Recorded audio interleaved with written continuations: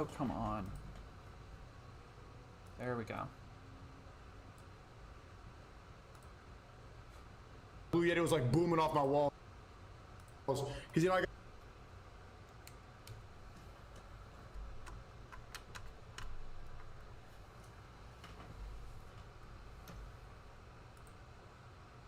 a big ass crib. Alright, so that is unfortunately up and running. I can hear Sneako's voice, which is the worst thing in the world. How is everybody doing? I realize I just opened right into that.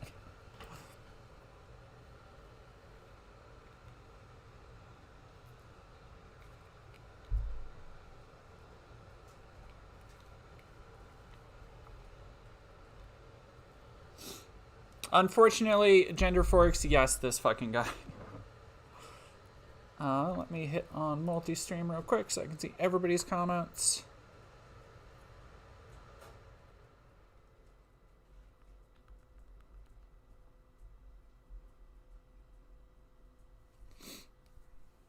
Oh, God. I have a really... I don't know why, but my wrist is just fucking killing me today. Oh. Hello, Patrick Dune. Hello, Sean. Yeah, apparently. So I haven't watched any of these because I wanted to go into all I've really seen, and I showed it off a little bit. All I've really seen on the controversy about wokeness in Grand Theft Auto has been this post by Jackson Hinkle. Idiot extraordinaire Jackson Hinkle, who is obviously grifting. Like, I don't want to pretend like Jackson Hinkle has any actual like beliefs, because I don't think he does really. But this is obviously just made to court controversy. However, let's see if there's other tags under ban GTA 6.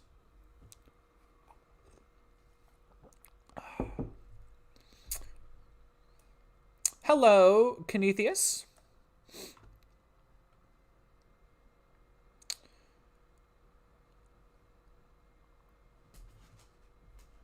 That's weird.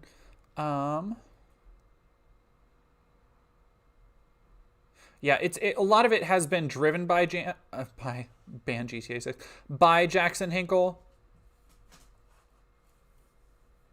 But then there's stuff like this, which is like, just don't let your kid, like, let me break it down for you real simple style. Grand Theft Auto, like it has been quite literally since its inception, is a game for adults.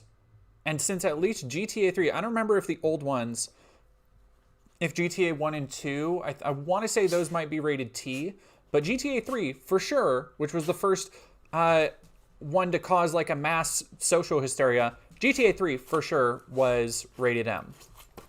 Dog. I'm not doing this with you, dog. No. I already played with you. You're being so rude. So rude.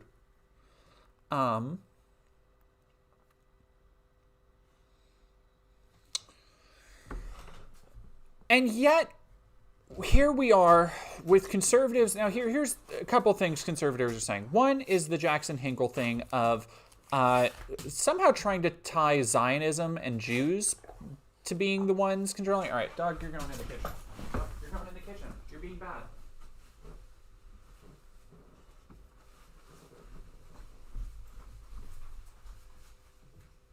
I warned you.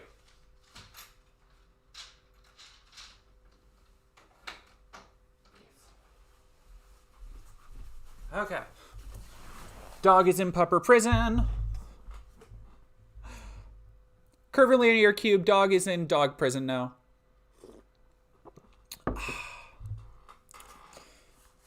Oh yeah, somebody just said GTA 5 is a game that does not hold up. It really does. Never mind, goodbye dog. She's fine. She is just watching. She has her pile of blankets and she has some treats. She'll be okay. Yeah, what was I saying? GTA, since the early 2000s, has been, mostly because of how big it is in the spotlight, like, there isn't a whole, there was a small outcry, like very small outcry around Cyberpunk.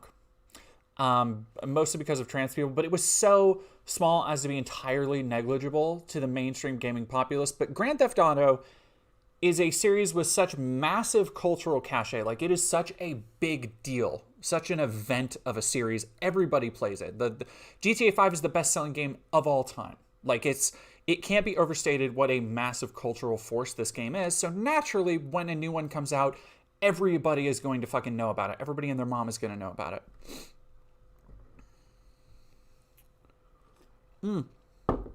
Yes, Mockingbird. Sorry, I adjusted the stream real quick. Tell you what, let me reorganize the chat box real quick.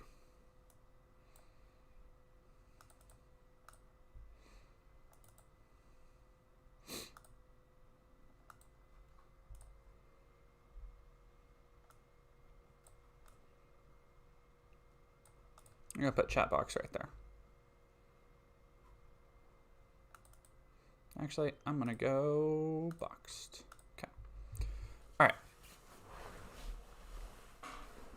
So, for some reason, there have been a couple different sides, and I have yet to dive in, which is really what this is going to be. This is me doing the research, and you guys are all going to watch it. Thank you very much. Prepare for disappointment for following. And Read Portal 2 Lab Rat right now has subscribed also. Thank you very much for subbing. Which hair is not it? My hair is not it? Rude.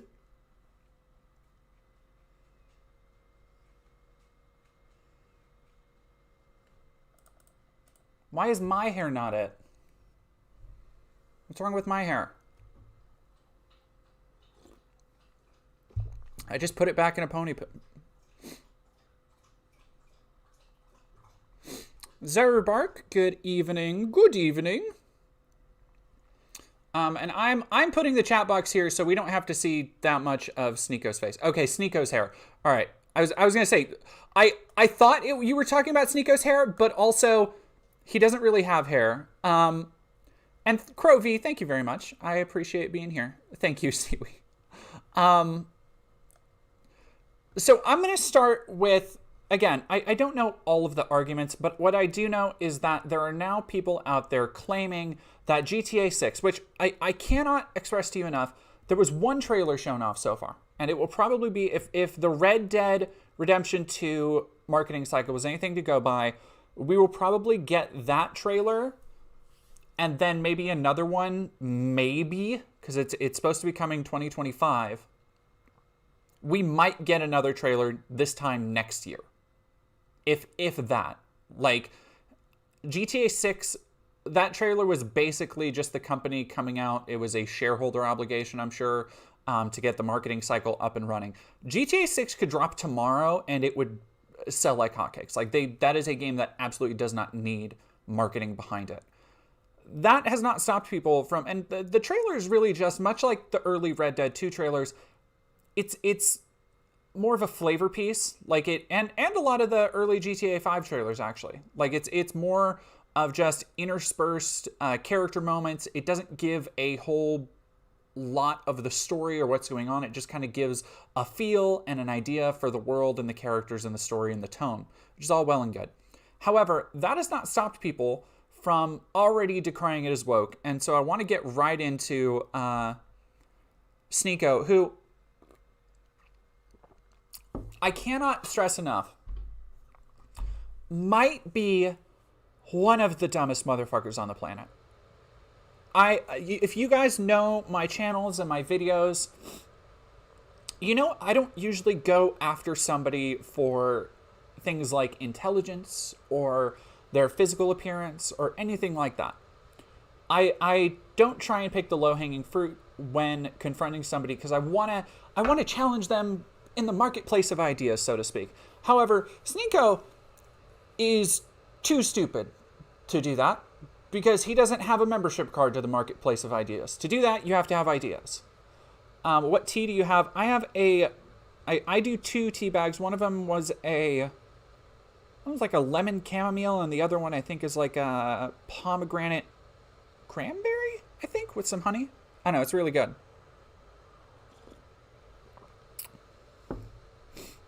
Okay, so I want to start with him, and I have a list of other characters we will get to.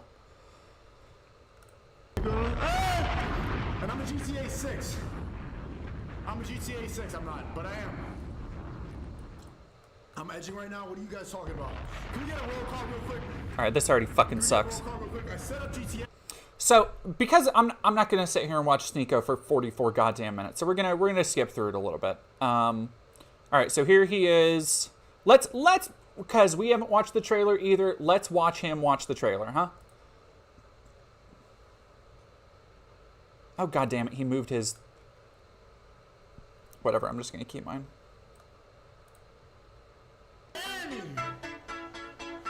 Lucia, do you know why you're here? Bad luck, I guess.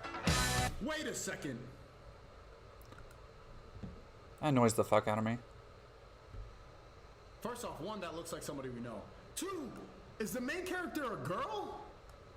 Bruh. Wait. Do we have to play as a... He really does, Bad luck, I Krovi. guess. I was about to say, like, this audio... Dude, I guarantee, I do not have the clout or the cachet to say I make nearly as much as Sneako. Let me adjust the... I just realized my lighting's off. I don't make nearly as much as Sneako. I can guarantee it. However, that audio quality, dog, work on that. Hey, yeah, let's go, man. I'm feeling good. Yeah, bro, this looks like it's right outside of my crib. What the fuck? Is this South Beach? Yo, white people, what the? Is this spring break? That's a lot of, it's a lot of basketball people. Alex the Marshall. The fuck? Already, basketball people, Jesus Christ. Maps and Mimics, thank you very much for subbing at tier 1.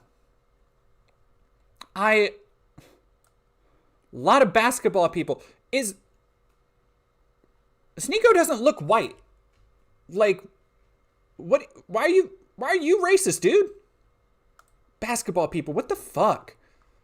She said she cared about. Do them now and send it on Discord. Sick, dude. How about you keep telling me how many push-ups you're gonna do? Great, bro. Send it. I've done that every day. She tried to make my world. The club, Kodak Black. Okay, let's just watch it. Let's just watch it. The way she thought it should be.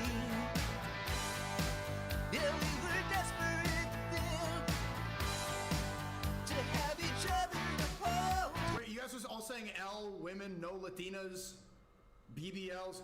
Wait a second. Okay. Are you playing this game, yes or no? I can't believe the main character is just a Miami 304. I mean,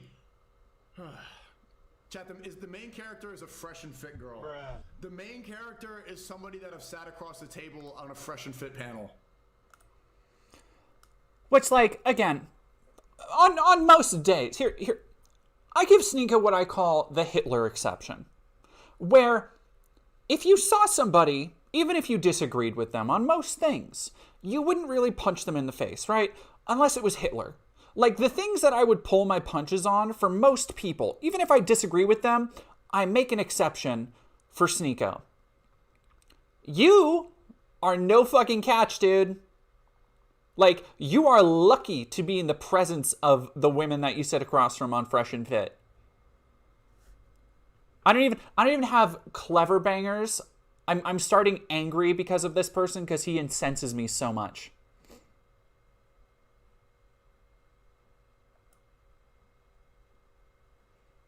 Michael Heinen, I'm not saying that because he's not white he can't be racist. I'm saying that why, and I guess I didn't make that clear enough, I don't understand why he would be perpetuating racist talking points when odds are a lot of those same people are probably racist towards him.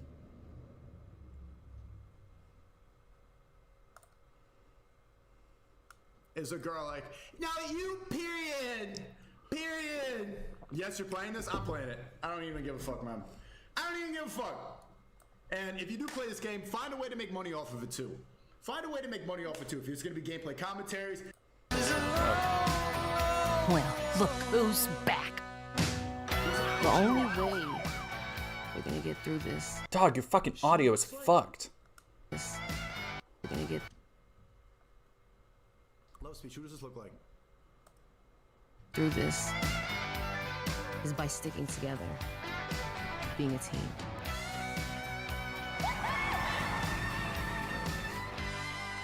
Trust? And then, so that's, Yeah, the T-Source in his chat don't surprise me at all. It comes out in 2025? 2025. Is it enough time? I'm fucking with this stupid meme bullshit. Ali in a previous stream. Yeah, inshallah. When you're planning on being there, but I'ma be there. I'm gonna... He's fucking taking forever to get to a point here. Played that game for so long. But now, like, looking at this trailer, it's just my life. It's not virtual at all. It's not an escape. Video games should be an escape from your life. I saw this today, and I don't think this is gonna be his whole point for the video, but... And multiple people have made this argument that video games need to... That for some reason GTA 6 looks too realistic, and video games need to be an escape. Which is just, there was a meme I actually shared, I laughed at it today, because it was talking about how the people who say all games are political, or all games, or every piece of art is inherently political, which is true. That does not mean that, like, everything holds up to, like, a political lens, but politics invariably affect the world in which art is made. Like, that's not really for debate. The problem is that the flip side of that is these people who say things like, and they said it in this meme, they say things like, if you want to see political themes in art, or if you want to examine art at a deeper level, you hate escapism, which is just such a weird self-own, I feel, to be like you value escapism that much. You literally just want to turn your mind off and mindlessly consume things. Like, okay, fine. Like, go for it, I guess. Concise Gizmo, I don't know yet. The title of this was Sneako Goes Off on GTA. Right now, he's not really saying much, but there are people in his chat calling it Matrix propaganda. So I'm wondering, he is on that, like, Andrew Tate dumbass shit. Like he is like king of dumbass mountain right now. Sneako, Aiden Ross, Tate, all of those dipshits. It's just Hellcat spitting, Latino whores, South Beach, OF thoughts on a yacht and their pimp. Dude, you're friends with people like that. I keep turning him up because he's so low, but his fucking audio is so fucked. You fucking dipshit.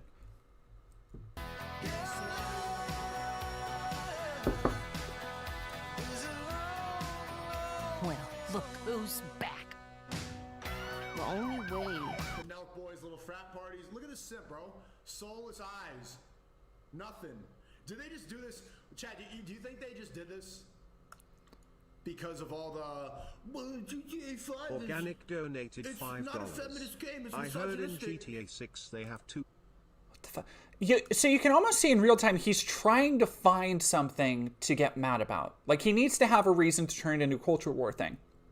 This is something I've been writing and working on the script for my upcoming Spider-Man essay, which I'm hoping I'll be able to record sometime this weekend or next week.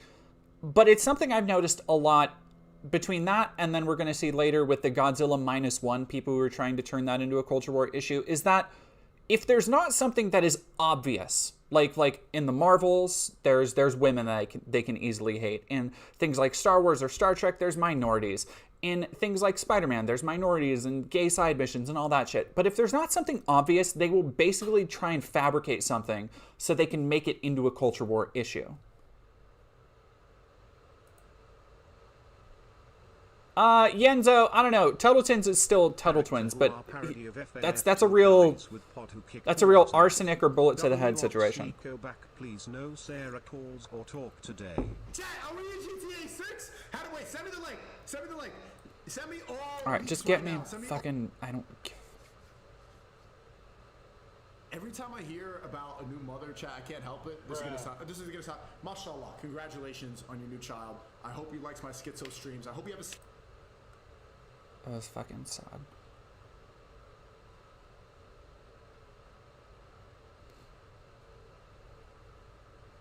This is just the full stream. Edit your shit, dude. Much about it, but you'll see on later throughout the year in the next trailer. Either way, I'm blessed and thank you to Rockstar for giving me an opportunity to have something to do with the greatest game ever. Well, you know, Halfway. them boys always find a way. Them boys with coins, they're always gonna. Dude, them boys with coins. He's also just he's on that Jackson Hinkle tip. He's already spreading Zionist propaganda.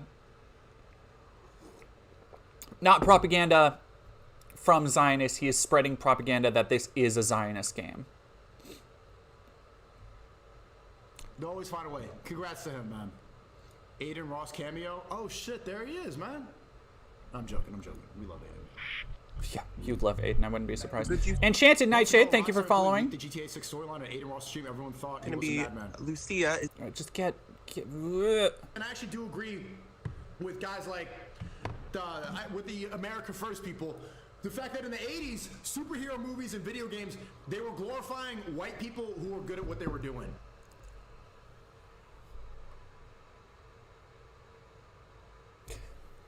Remember when I talked about Sneako being the dumbest motherfucker alive?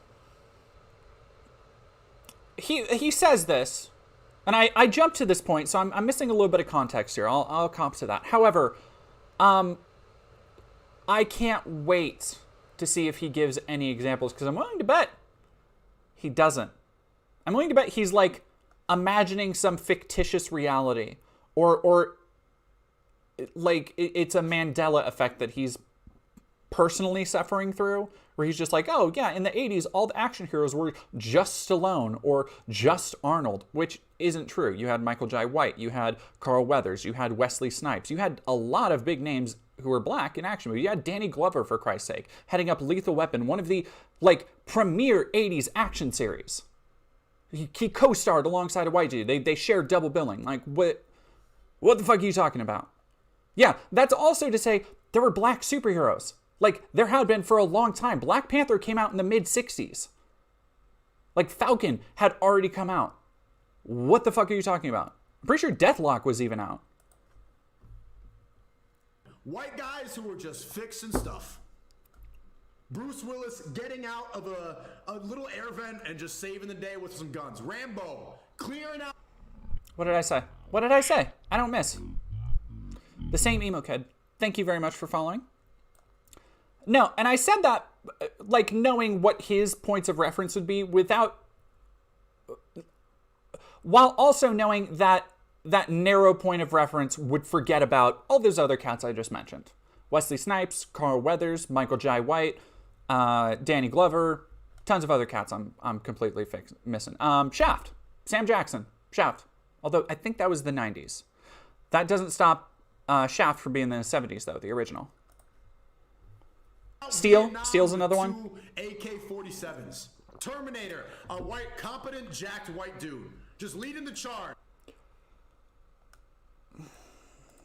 Yes, sir. If Terminator came out today, both Terminator 1 and 2 came out today, they would be called woke propaganda. Because look, there's a lot of things. Same emo kid, thank you very much for subscribing.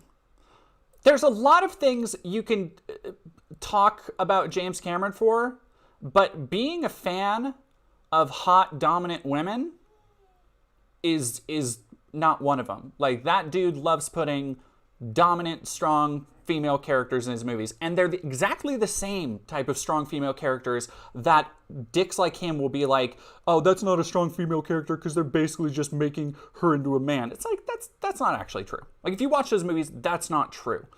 There are differences in how people like Ripley and Sarah Connor are treated because they're women, the way that they're talked over and not listened to by other people, that James Cameron took into account. Of course, hindsight being what it is, the fact that those pieces of media have swaddled themselves in nostalgia in nerd culture means that they're like kind of unimpeachable at a certain point. Like you can't really go and poke holes in something as like fucking impactful and influential as Aliens.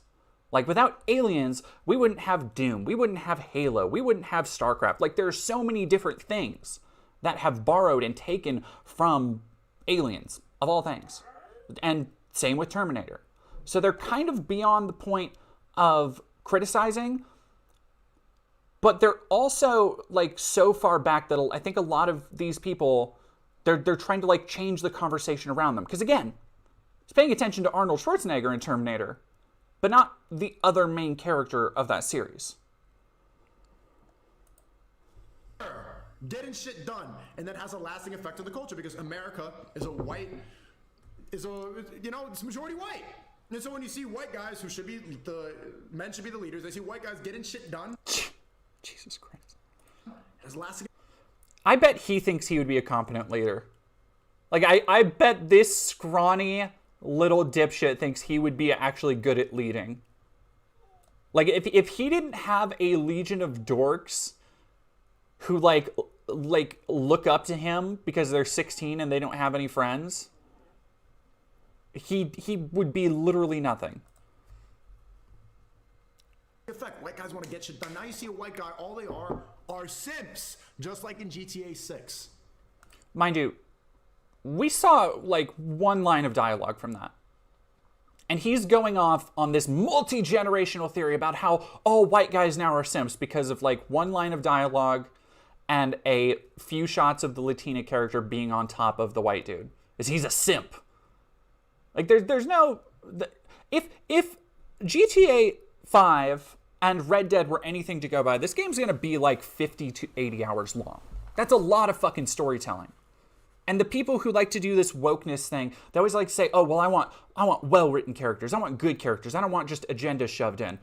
Why don't you fucking wait for you to actually see the writing behind those characters instead of just shoving your agenda in like Sneako's doing here? What's gonna happen? Why do you see more white guys now who this is toxic and problematic? God. There's literally nothing like that in the trailer. The trailer shows them robbing places and shooting people. Like, he's just making shit up to be mad at, like I was saying a couple minutes ago.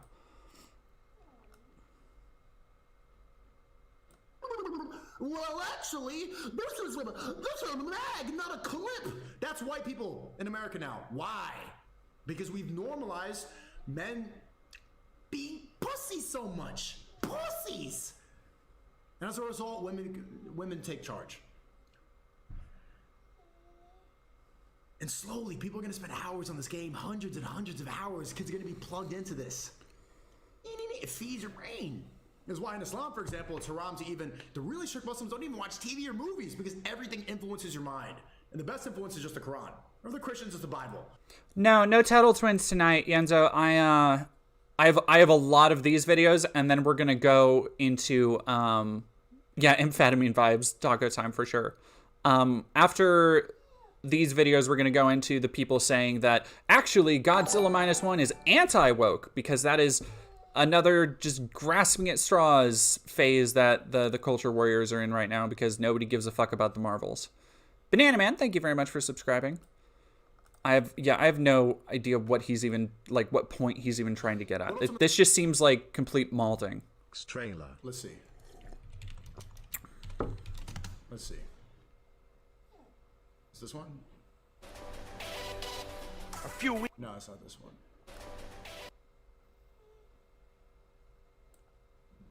Yeah, this one has got to be.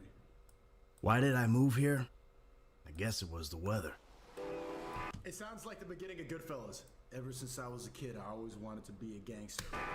Or I don't know, that thing, that magic.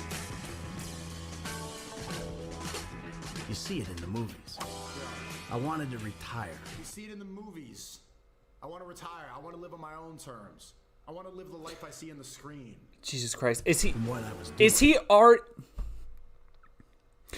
the argument, it just occurred to me what he's doing. The argument he's making is he's trying to compare and contrast GTA 5's story to GTA 6's. By the way, a game that won't be out yet for another 2 years. And his point is contingent upon... Look, GTA 5 is not a great, amazing story of a game. And I think a lot of it has to do with the fact that its heavy-handedness and satire is incredibly cynical. And I think it overshadows a lot of the other character moments in the game. But Michael is not an aspirational character. And his life is not depicted as something good. If Sneako's trying to make it sound like, oh, like Michael, that's like a real man's man. Like, he might as well watch The Sopranos and think Tony's the good guy. Like, he might as well not understand, like, fucking RoboCop is about capitalism. And how it interacts with the police state. Like,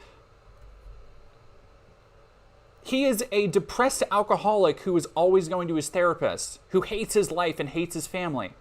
Because he strove for that American dream. Because he wanted to be that big Billy, badass white dude that Sneako's talking about. I can't wait to see what the fuck he's going to say next. You know, from that line of work. Be a good guy for once, a family man. So, I bought a big house. Came here, put my feet up, and thought I'd be a dad like all the other dads. My kids would be like the... Thought I'd be a dad like all the other dads. Chap, who's seen Goodfellas? And now I'm eating, instead of spaghetti and pasta, I'm eating egg noodles and ketchup, like a schmuck. kids on TV. We'd play ball and sit in the sun, but, well, you know how it is. And look at that. See, they're not afraid of coming off racist. They got the Mexicans farming the crops. It's hot. They're not afraid of coming off racist.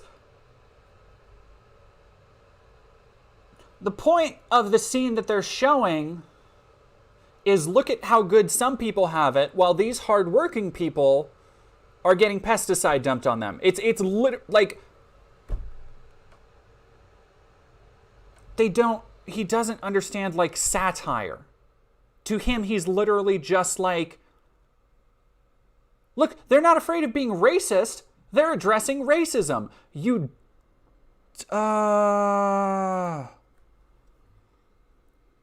is.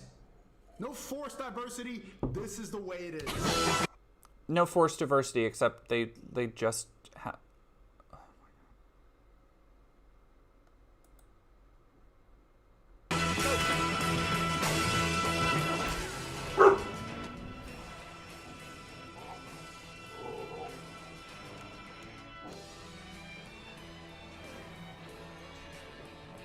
GTA 5 still looks good. Like, this is the base version. This isn't even the PS4 or the PS5 update. This game still looks fucking good.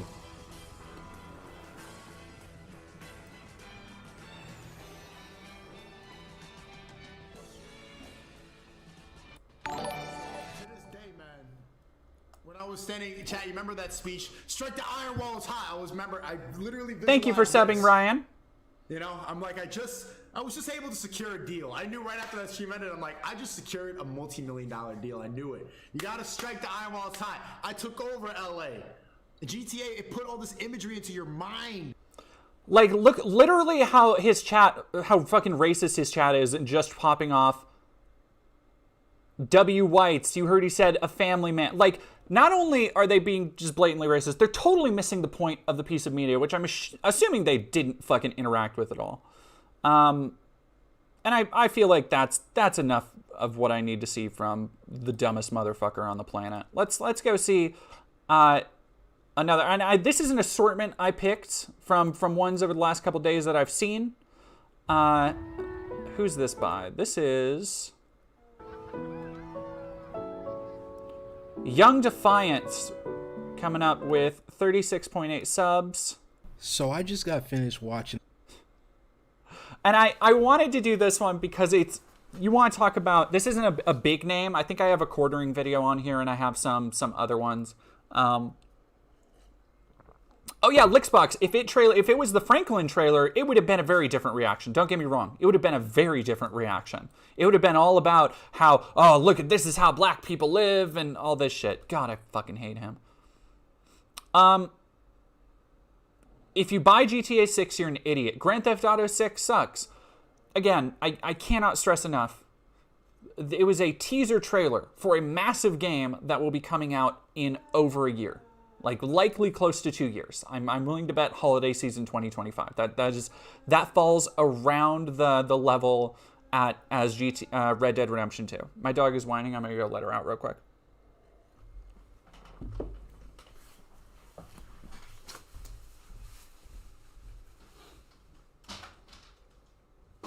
Be good. Be good. Leave me alone. Well, there's your toy. Okay.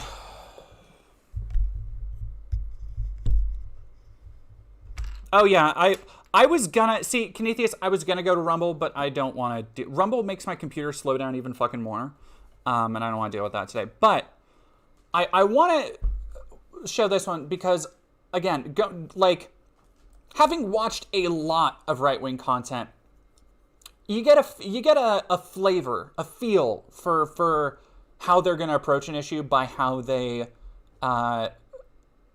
just even do thumbnails and titles, and then even down at the bottom, you can see GTA 5 6 sucks. GTA 5 6, Jesus.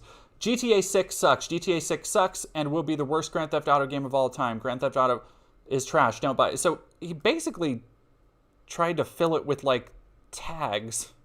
Like, that's not how that works, but okay. Let's watch what Mr. Young Anime has to say. The Grand Theft Auto 6 trailer, and it was by far one of the worst. And because there's no video, I'm going to speed it up just a little bit, and I want to get through these a little bit faster, so. Worst trailers I've ever seen. I mean, you'd have to be a complete moron to still be a Grand Theft Auto fan in 2023 going on 2024. I mean, who does that? Who just wakes up in 2023, 1 month away from 2024, and decides, hey, I'm still going to play Grand Theft Auto games. Hey, I'm going to get excited for a garbage trailer that's God, the way they pad everything out, you'll notice this video is just over the 10-minute line.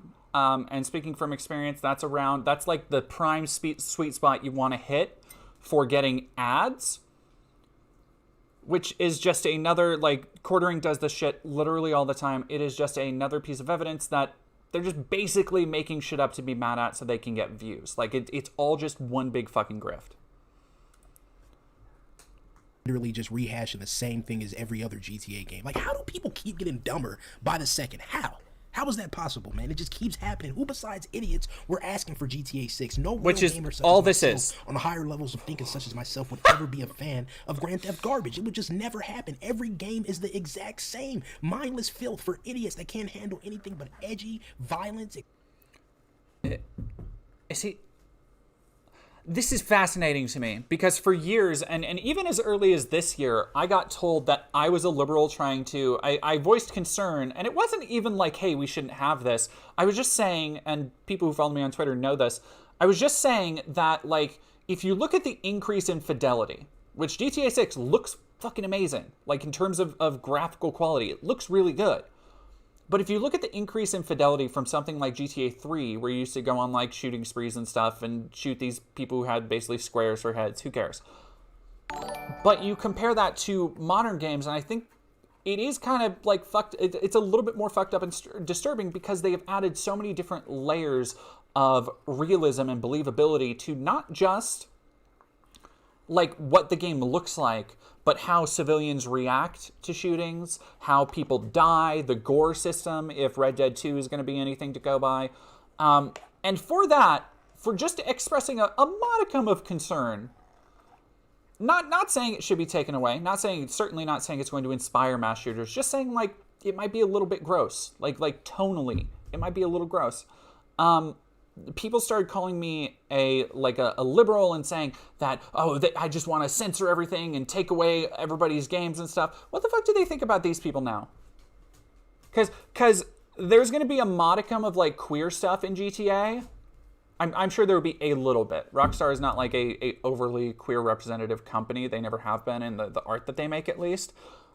But being that it's a big AAA game, there are still going to be queer developers who work on it and probably want to put themselves into it in some capacity. That being said, it's going to come out and it's going to be called Filth. And it's going to be like this is not the end of the controversy around GTA 6. Mark my words. Explosions and cuss words and just crime. That's it. The type of losers that would struggle to talk in complete sentences and spell words correctly. Suburban white kids. I think he's actually just talking about Sneako here. I think that just describes Sneako. Kids or just suburban kids in general who have never stepped foot in the hood before. Yeah, Yenzo, they call me a woke scold. Hey, Black Mesa and Dryer. Playing GTA games because it makes them feel gangster. GTA games are for low IQ, uneducated, fake, fraudulent morons, and that is a fact, not an opinion. If you play GTA, you don't have to tell me. I already know. You're stupid. You failed school. You never made anything out of yourself. I know that. You don't have to tell me. So, well, I know you're a clown. You're yeah, a Ghost Module, There's exactly. no discussion here. It's not just, well, I don't care what you have to say. If you like GTA games, if you play GTA games, you are an idiot. GTA 5 was by far one of the worst games I have ever played. Dude, all right, look, I've already talked about it on... Yeah, see, this is why the fucking thing is... Oh, God, my YouTube algorithm's getting fucked. I got a Joe Rogan ad. Ugh. Okay, look, I've already talked about it, but GTA 5 is not an amazing game. It's a very impressive one. I really loved exploring that world. Like, they nailed the feeling of downtown LA. Like, it feels so good to walk around in and to be part of that, like, living, breathing ecosystem they've created. But I have misgivings and problems with, like, the characters in the story. And I think it was a little bit too long-winded and takes way too much from, like, other pastiches. Goodfellas, Sopranos being, like, chief among them. That being said, if GTA 5 is the worst game you've ever played, and you are claiming to be some, like, big brain master gamer, dude, you have not played very fucking many games. I'm just gonna say that full stop. It's like when people say, like, oh, this Call of Duty is the worst game I've ever played. It's like, get on my level. Like, I don't have any sympathy for you. It's not. It's just not. Like qualitatively, it's just not. It has too much polish. Ever played. The story, characters, graphics, gameplay, online, everything about it was atrocious. I hated it and hated anyone who played it, and I hate people that continue to play it. You got these ghetto losers still playing GTA 5 doing that corny Does he have RP thing where once again suburban gated community, nice neighborhood, homeowner association clowns get online and start internet gangbanging on GTA RP. He might be onto something here, but like this all just sounds very cope. I don't know if he's gonna get to like any woke stuff. He might just have like a personal vendetta. I misjudged you. I'm sorry. You might just have a personal vendetta against Grand Theft Auto that I was unaware of. Yeah, Black Mesa OST enjoyer. I like graphics are not something you can. Why do they keep going not back something to you the can same say that about that. over and over again? You already did Los Santos. You did it again. Oh, dude. Don't say. Okay, I'm gonna. Again, we got a lot of these to go through, but I'm going to end that by saying, dude, if you think that they are reusing assets from Vice City, if you think one of the biggest, probably the biggest game development studio in the world, certainly one of the biggest in terms of revenue, like up there with Roblox and fucking Fortnite, if you think Rockstar is reusing PlayStation 2 assets from Vice City, you do not know anything about game development. I'm just sorry. I'm sorry. You don't. All right. Now we're getting into the post-woke era, and this is absolutely, you can say, okay, look, I want to talk about, really quick, I just want to talk about AI art in thumbnails. I've actually used, and there are a couple thumbnails I've had where I've used AI arts for the backgrounds. And when I say the background, I mean like it would literally be like this sunset thing. But it wouldn't be anything in the foreground. So it wouldn't be, I would have put an image here, this wouldn't be here, and this wouldn't be here. I do it basically for color. You see, like the way that it's done is I do it so it's basically a screensaver that I'm using to decorate the background because I need something other than white and I don't want to use one of mine. I just need something quick. I'm okay with that. Because it's essentially using like a screensaver. It's just using the tools of color to try and draw a little bit more attention and fill in the background. However, this bullshit is so fucking obvious. Not only the fact that you can tell right here that, like, the hand is all messed up here, but it just has that telltale, like, sheen to it. You know, it just... It looks, well, I mean, not only Elden Ring, sorry, I'm getting way off topic. Elden Ring reused assets and was amazing. Not just Elden Ring, I've done videos on asset reuse with, like, hey, stop it.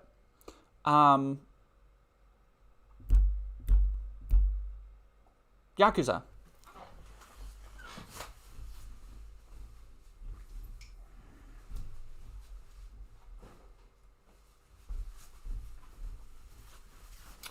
All right.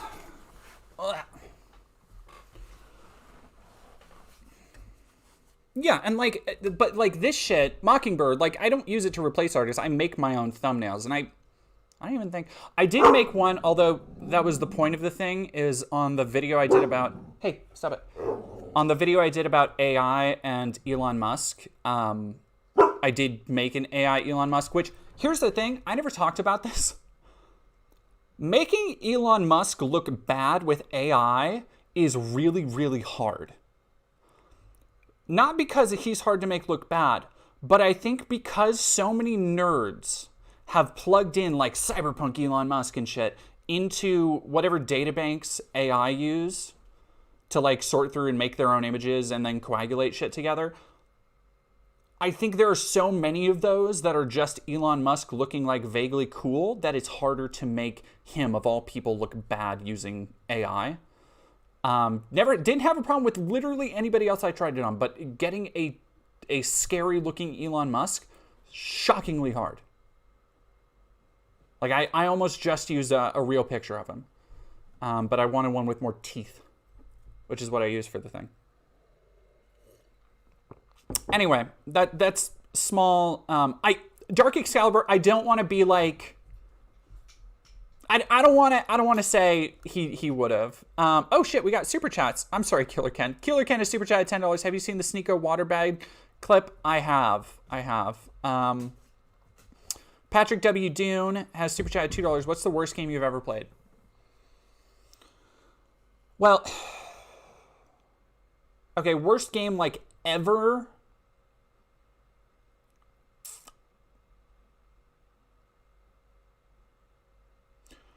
I don't know. I've played a lot of like bad 1-2 minute indie games. I've played a lot of like you spend any amount of time on Steam or on you know, I don't know. There's a difference between games that are made by like a team and turn out bad and like games that are just made by some guy dinking around in his basement and they happen to get onto PlayStation and they're just not good. So like, separating those two categories, the worst game I've probably ever played is Ethnic Cleansing, which is a fairly infamous, well-known, like it's one of the most controversial games. It was a game made by the Aryan Brotherhood. And it's just dog shit. It's terrible, like top to bottom. Not just because of the obvious themes of it, but like it's a terrible fucking game. If it is how they plan on winning anything, it's not a wonder why they suck so much. Ethnic Cleansing, real fucking bad. And the worst like pile of shit made in a racist basement game that I've played is probably...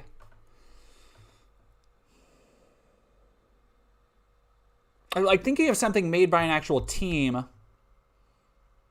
It's probably either Hour of Victory or America's Army True Soldiers. Well, I don't know. Those still like relatively function. I've played some really horrendously broken shit. Worst AAA game. Worst AAA game.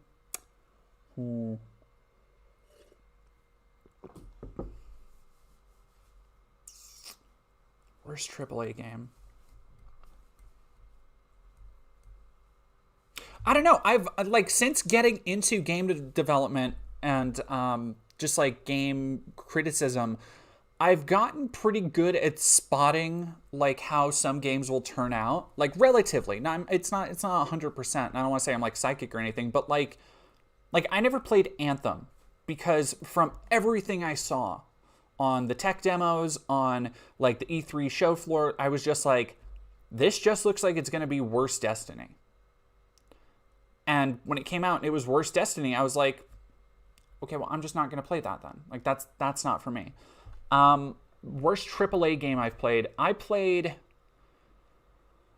like, I'm trying to even remember, like, I don't know, I'm trying to even remember what are some, like, really bad games that have been, ooh, Redfall. Redfall is rough. Redfall was rough for sure. Ride to Hell, I wouldn't call AAA, but I would say, yeah, probably. Like, I think it's not, I don't think it had a big enough budget in like 2013. You know, you compare something like Ride to Hell versus the budget of something like Gears 3, which came out a few years earlier. And Redfall was not great. Detroit Become Human. Yeah, Detroit, like, I would say almost any David Cage game. But again, like, those games still, like, they're bad because of the themes and the stuff that they're trying to say, but they still function. You know, you're not just, like, falling through the floor every two seconds. Yeah, DMC2 is up there. DMC2 is up there for sure. I don't know. I have a weird nostalgia for DMC2 as well. It's super not a good game. It's super not a good game. It's very boring.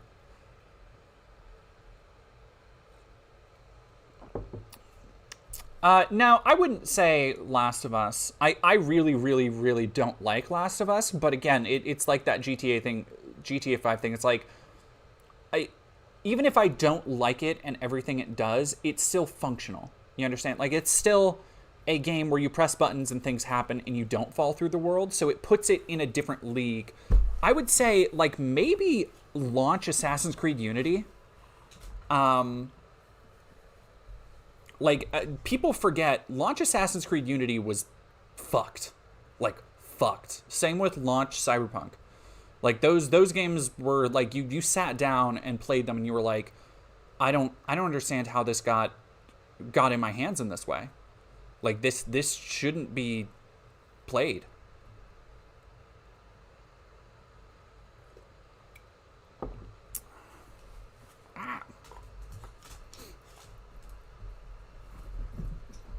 But anyway, let's go into, we got way off on a tangent there. Let's go into the post-woke era. I don't know what that means. GTA has never been, and here's a weird flip-flop that, again, in desperate search of some culture war talking point to get mad about, a lot of conservatives have been talking about how GTA has gone woke.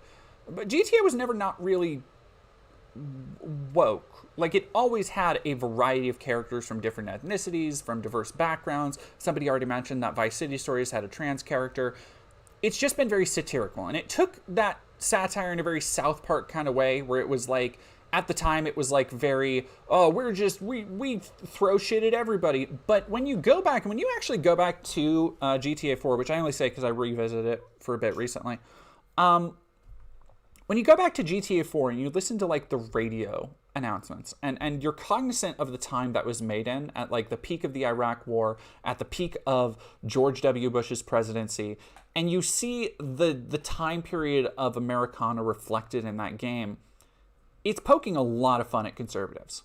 It's poking a lot of fun at conservative attitudes, which is something that Grand Theft Auto has broadly always done. And sure, like, GTA 5 had a lot of poking fun at, like, social media stars and Silicon Valley tech bro dipshits and people that I think a lot of people would be like, oh, but those are the left. But they're not really. Like, they're just yuppies. They're just people that literally everybody on every side likes to make fun of. Rich people in general. Yeah, GTA 5 has always focused on, like, just Americans.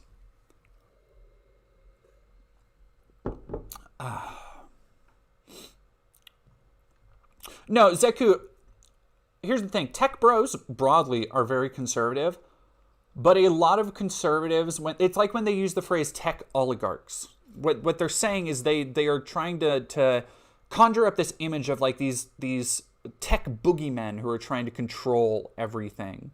And it's the same shit that comes out, you know, whenever somebody says like, oh, we should eat bugs as a form of sustenance, and Alex Jones and everybody else goes, the Democrats are trying to get you to eat bugs and shit like that. So like it just gets all jumbled up together. Doesn't matter how true it is to a lot of them. But let's see the post-woke era of Grand Theft Auto and why we shouldn't play it. What's up, everyone? It's Endymion, and you are... Again, cannot stress enough. One trailer. I feel like I need to keep bringing that back in case people miss it. This thing has had one trailer. Probably very aware already that Rockstar has unleashed their very first look at Grand Theft Auto 6 recently. Well, officially anyway, since a ton leaked a little while back already. Thank you, Regardless, the trailer Anakai. has exploded in people... Anakai, have you made, or have you not seen my... God, this guy's already so boring. Like I try and spice things, like, and I realize that this isn't for everybody, but I really try and spice things up in my videos, if not just with a little bit of pep. Just like, you know, throw in a fun joke, throw in a, hey everybody, how's it going? Like you don't need to do the full YouTuber, like, hi guys, don't forget to like, subscribe. Like, you don't need to go that. You don't need to go like circa 2015 PewDiePie knockoff, but it's like pick it up just a little bit. You're putting me to sleep here with your thing. People from all Full corners of goofy. the internet are expressing their excitement at the existence of the next big game from Rockstar. I've been playing GTA since I was a young boy, and unlike many, I was usually more interested in the main story than just running around shooting people. But I still put my hours in when it came to blowing up grandmas with rocket launchers anyway. And of course, since this is the modern gaming landscape of today that we're living in, for every 1,000 people who are hyped for a new GTA, there's always gotta be some weird feminist activists out there crossing their arms as they scowl everyone else for having fun. As you also know, GTA 6 will feature Lucia, a female protagonist that thankfully actually looks like a real woman for once. I know that sounds weird to say at first, but unfortunately when it comes Show me to the thing. Western Show me the... game studios these Hang on. Is he gonna show? I am predicting he's gonna show Aloy from Horizon, and maybe I'm getting a distinct flavor of the Forspoken girl. Maybe. We'll see. Abby Last of Us, that's another one. Oh, MJ. It's Yeah. become an unspoken crusade to make every female character purposely ugly. Just look at Mary Jane in Spider-Man 2, for example. You called it. Who fucking called it? Who called it? Maxie the Cat, you called it? Hell yeah.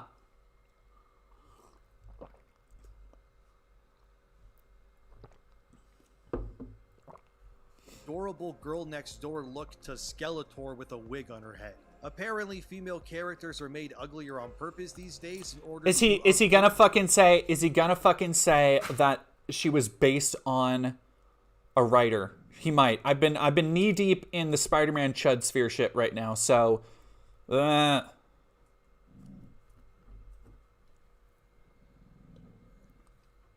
male gaze, which is so dumb. It's also why female characters don't ever seem to show skin at all either, which is why the GTA 6 trailer was like a breath of fresh air for many. The Because fuck we you talking actually about? saw what looked like real people for once, and Lucia thankfully isn't built like a human javelin like Mary Jane is at least. But of course, does this is that the even modern fucking landscape mean? we're living in, and unlike back when GTA 5 was first announced, things like ESG and diversity quotas weren't really a thing yet. Back then, it was all about just making fun games that entertained you before anything else. Flash forward to today, and oftentimes it feels like you're being talked down. You're being talked down to. You're being talked down to because of a deaf girl. There was a mission in it. Oh god, I can't. I'm gonna have to recite my whole fucking Spider-Man script. I can't do it here. To almost as often as you're playing these damn games. And now that GTA 6 is announced, the usual... I do not do a podcast, UFC event. I don't do anything without using Alpha Brain. Most of the things you do in life require. Now that GTA 6 is My announced, YouTube the usual recommendations suspects are fucking have crawled out cooked. of their padded rooms to cry misogyny and more. To begin, let's look at DaysDigital.com. Oh, Ghost Its Module. writer Hannah Strong We'll asked be this doing question. that. Does the world really Don't worry. need another GTA sequel? I'll answer that question very quickly, by the way. The answer is yes, Hannah. Yes, we do. It's been 10 goddamn years since we've had a new GTA game. We used to get new GTA games every other year back in the PS2 era. Now we're lucky to get one game every 2 or 3 presidential cycles. Hannah Strong goes on to write and ask the question, how can a series like GTA be so popular when it's also so problematic? She explains that she was raised Catholic and didn't actually play a GTA game until 5. Hannah then drops the most 2023 words. Can you... I don't want to fucking go hunt down every video. Like, can you actually just show the thing on screen? I understand that's a little bit of effort to put into your video, dude, but what the fuck? H-Tilden2, thank you for subbing.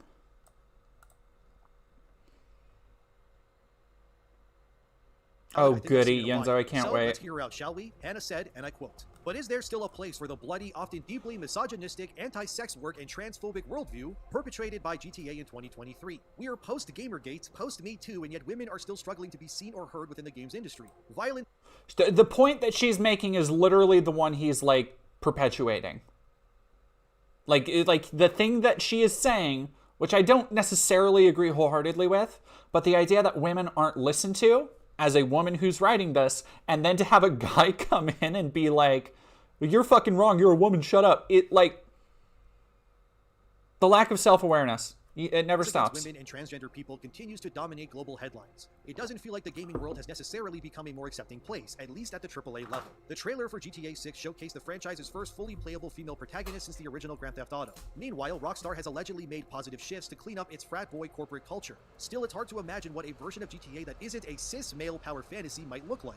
Growing up playing video games, I expected them to have some level of misogyny or homophobia baked into them. But a decade after GTA's release, the video game world is more diverse and exciting than ever. And as much as I love the Looney Tunes-esque hijinks of Michael and company, I've played plenty of games without the scummy sentiments. But even with its outdated views on gender and sex work, there is value in GTA 5. That a 9-year-old game continues to not only retain fans, but attract... You can hear when he talks about, like, gender and sex, he puts there's a little twist in his voice. He's just like, well, outdated thing on gender and sex work. Like, he gets a little angrier. I love that. They can't ever just have, like, a non-emotional reading. Character building or just the opportunity to wreak havoc in a controlled environment. I want a world I can get lost in with flawed but compelling protagonists. Most of all, I'm still chasing that feeling I used to get as a kid when I heard about these video games. That thrill of something boundary pushing and a little bit ridiculous, though we can skip the sex simulation minigame and rampant misogyny this time around. That's something that only Grand Theft Auto can provide. End quote. Already, within 24 hours of its official announcement, and journalists like Hannah Strong are already pushing narratives that... I love this shit, how one how one journalist writing for a website, I don't know if I've ever heard of Dazed, but one person writes one op-ed, one opinion piece, and it's a conspiracy. It's all the journalists are writing. It's like, do you think she fucking talked to the consortium of journalists before she wrote this piece? No, you ding dong. Like, they do it for a job. They do it to drive clicks.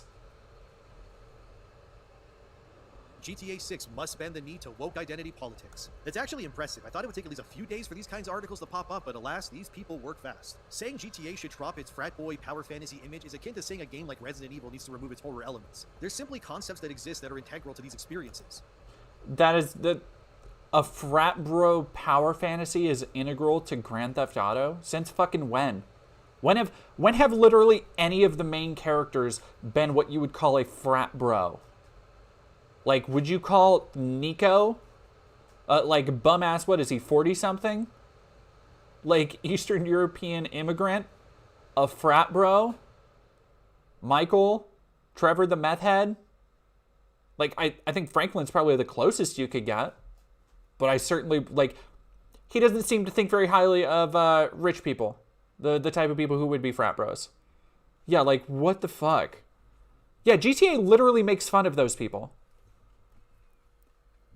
Saying you want a game set within a franchise called Grand Theft Auto to not incorporate politically incorrect humor and mayhem is ridiculous, as well as saying the game has an often deeply misogynistic, anti-sex work, and transphobic worldview, and then using buzzwords like Gamergate, Me Too, and more. The way Hannah is structuring this, it seems like she wants a GTA game to have nothing what makes it GTA besides being called Grand Theft Auto. This is the kind of mental gymnastics... She actually talked about all of the things that to her make a GTA game, which were things like being transgressive, slightly over the top, power fantasies, the story and the characters, probably most importantly, is what she talked about.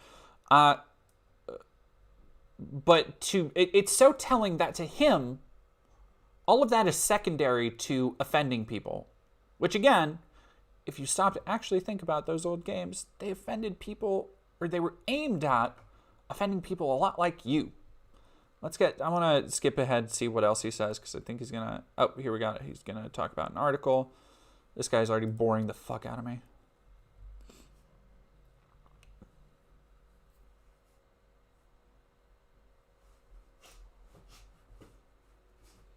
Wow, you really... So this is probably the weirdest thing you've ever seen come out of a Christmas put ads stocking. on But this there's a reason motherfucker, didn't thousands you? of men across America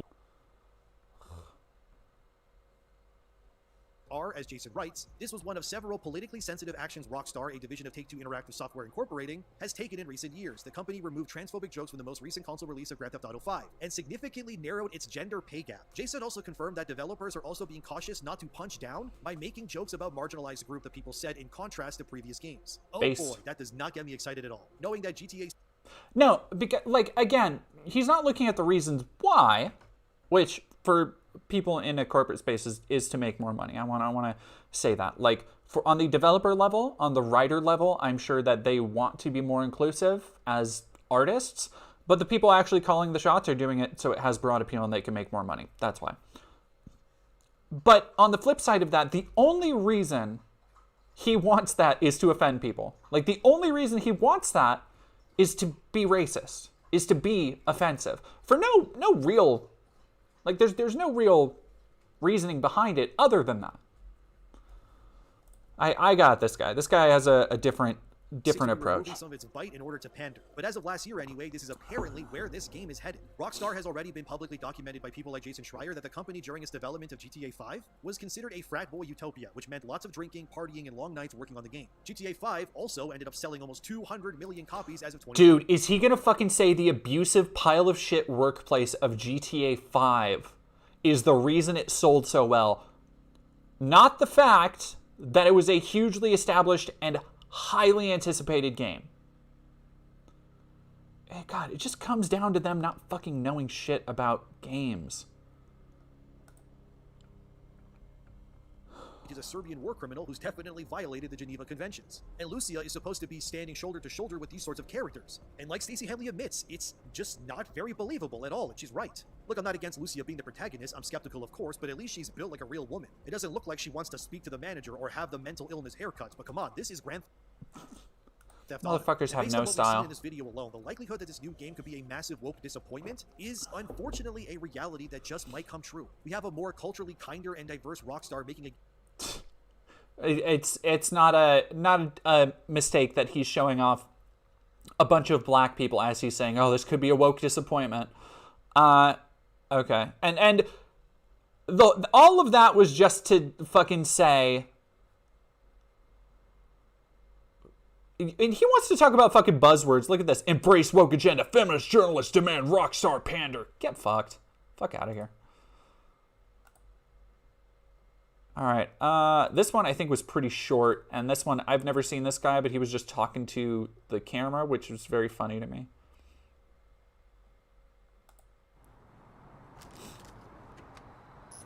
What the fuck? Okay. Yeah, give him my option to skip, motherfucker. You really have to ask yourself, what went so unequivocally wrong? Rockstar has hit the bottom of... Oh, okay, I get what's going on. He's, I think this is a bit.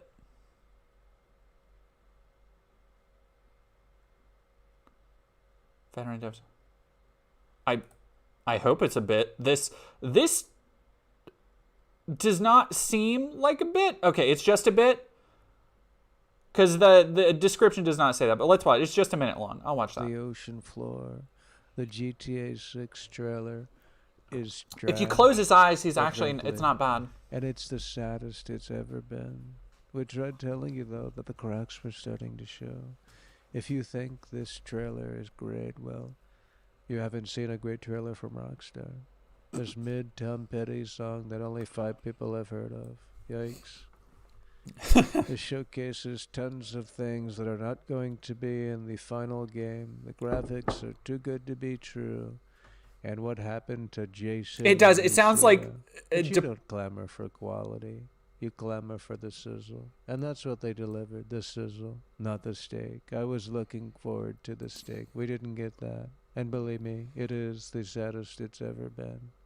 He sounds like Trump on a Xanax. I'll be right back. I'm going to go turn the water pot on again to get some more tea.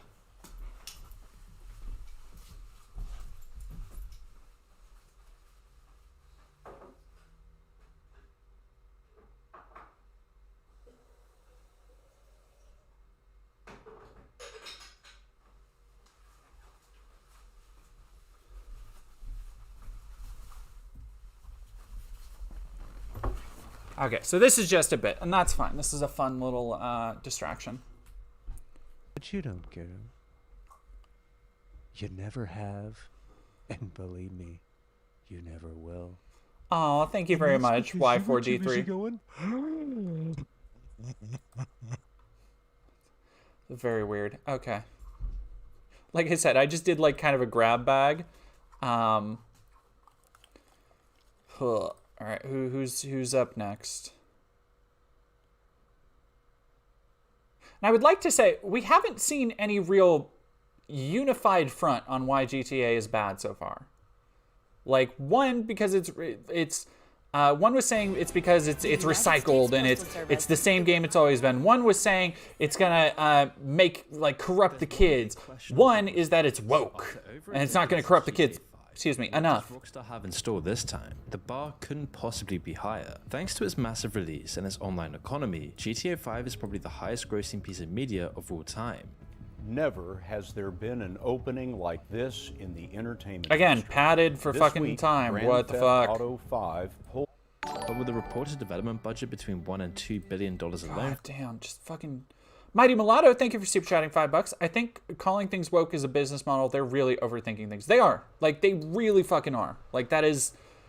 Are we gonna... Moon. 1.21 million subscribers. Fucking 790,000 views. Let's see why this is everything wrong with society. God, view counts make me depressed. For GTA 6, people will be expecting the world. Most of all, people are going to be looking for something that builds on what GTA 5 did so well. The sheer scale of the game was one of the things that really blew people away. The way the world seems so alive and the heist missions... What the fuck? Why did he show footage from Alan Wake 2? And this looks like a modded to shit version of GTA 5. Were dazzling spectacles which acted like mini finales. The story and the characters were incredibly well done, if a little all over the place. You could definitely tell that each plot point had at least 50 writers working on it, but that didn't stop the dialogue from being snappy and the characters from being some of the funniest and most interesting we've seen in a long while. Yeah, this is just shitty modded version. You can steal a blimp has at least something going for it. What cemented it all together though were the mechanics of the game. Everything from the driving, the flying, the combat mechanics, it all worked pretty much perfect. Do you think this game, I'll let him get to his point, I'm gonna let you finish. Do you think this game that is going to have thousands of people working on it is going to cost over $1 billion, I'm sure, is not going to have well thought out gameplay and moments that are like run by 50 different people? Like, what the fuck are you talking about? A massive step up over the previous games in the series. If any of these elements were subpar, it would have ruined the entire game. If the driving felt clunky or stiff... Alright, some of the shots in this modded version look okay, but it's also a really great example of why modded versions look so shit, because the lighting just doesn't hit right all the time. And it would have turned all the long drives into a chore, rather than a welcome change of pace. Instead, the time you spend driving just seems to disappear. And this focus on the core mechanics actually being fun. Oh my god, get to the fucking point. So many games today. But for GTA, it was what enabled Rockstar to turn it into a massively successful MMO that's been running for nearly a decade straight. If Rockstar doesn't get these essentials right for GTA 6, then it might turn out as one of the biggest blunders of all time, but it's unlikely. So then what do we know about the game so far? Well, speculation about GTA 6 has been going on for years and years now, but it wasn't until 2020 that we learned anything concrete. Even that was part of a leak from the company. In a Kotaku report, insiders at the studio said it was still a ways away, but they did have some details even at such an early point. Rockstar has and still is infamous for their culture of crunching and overworking their developers. Anyone who's played Red Dead Redemption 2 will know the sheer amount of time that must have gone into each tiny detail. So to try and ease the burden, sources of the company said the game would be limited in scope at first, but expand over time as new content gets added. Although whether this is just an excuse for Rockstar to repackage paid DLC is another story. Other than that though, details were scant. It wasn't until last year that we really learned some of the details. 5 months after Rockstar officially announced it was coming out, Bloomberg released a report on some of the upcoming games. This does, Mockingbird, this does have chat GPT a fact that was later all but confirmed when development footage was leaked. It was I did not know that, Max the Cat, thank you. And matched them exactly to some of Miami's real life structures. One detail though was that while the map was going to be smaller than this is just giving a fucking overview. Get, hate this padded bullshit. The word entitled tattooed on his neck. Tracy is on the other side of the coin. A stereotypical blonde airhead. She goes through life entirely obsessed with status, image, and her own popularity. She throws tantrums, is even more spoiled than her brother, and she's painfully naive. This was Rockstar's over-the-top but disturbingly accurate portrayal of teenagers at the time the game came out. And today, nothing's really disturbingly accurate portrayal. No, it was satirical. It was meant to make fun of caricatures that you saw on like reality TV. This is not how teenagers were at the time. You dork. I have no idea. Changed is that these people grew up and now they're the ones setting the example and guiding social media for everyone younger than them. I am glad you did, Bulkov Kitty. And so you can be sure that Rockstar's going to roast the hell out of them. The Jimmys and Traces of yesterday are the influencers of today. The most entitled, degenerate people making the most money of all. Considering how blatant and clearly greedy some influencers are. Every week, like clockwork, thank you, Syria, for subbing. Influencer pushing some awful product, usually a scam, whilst failing to hide how stupid they think their audience is. With that in mind, what he was saying about influencers pushing a scam. Get a 14-day free trial with my sponsor Aura and see how many times your information has been leaked. I'm not saying he's pushing a scam there. I'm saying that what he's insulting is the creator economy.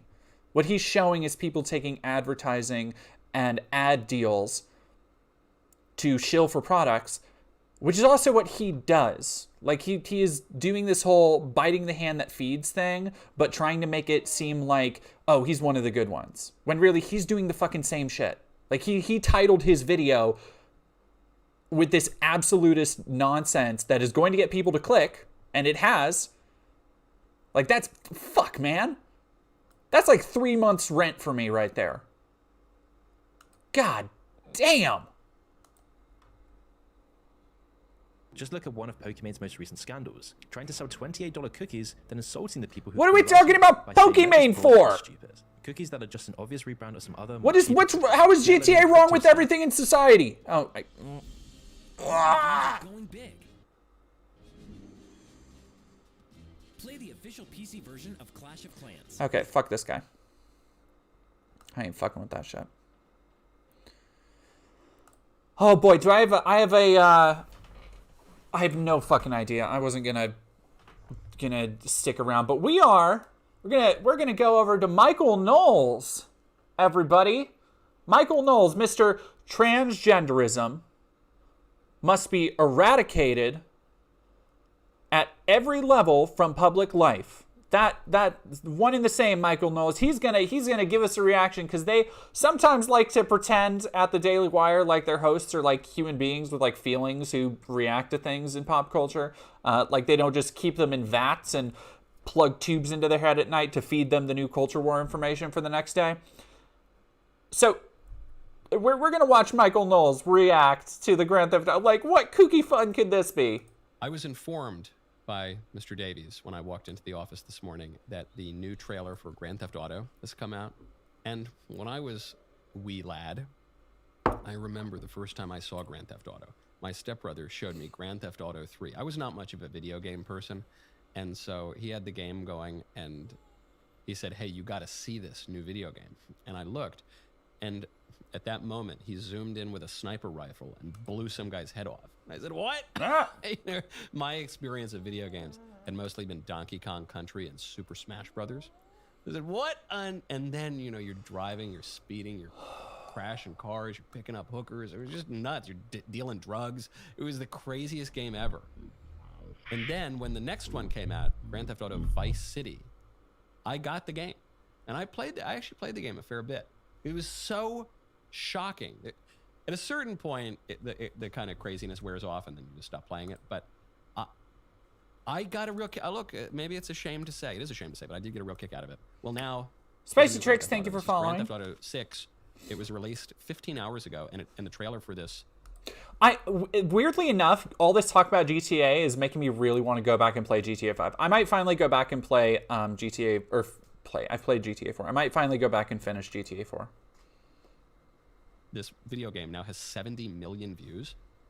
You could assassinate basically any world leader on camera, post it to YouTube. I'm not sure it would get views as quickly as this video game trailer has. So I have not seen it yet. Viewer discretion advised, just from what I remember about Grand Theft Auto, but I gotta see it. Take it away. I was abducted by the RDA. Great fucking ad break. Now that I'm free, Oh my god. Alright, so are they just gonna play the whole thing? Bad luck, I guess. Or is he... Video games have gotten so realistic. Oh my god, he's such a boomer. Like, this is like when I bring my PS5 over to show my grandparents, like, look how cool games look. And they're like, oh my god. Say it with me now, chat. You all know, if you've played a video game, a modern video game in the last like 3 to 4 years in front of somebody over the age of 40 who doesn't regularly interact with games, I guarantee you they have said this exact same thing. They will look at a game, you'll be playing like Spider-Man or Alan Wake 2 or some shit, and they'll look at the game and they'll go, wow, it's just like a movie.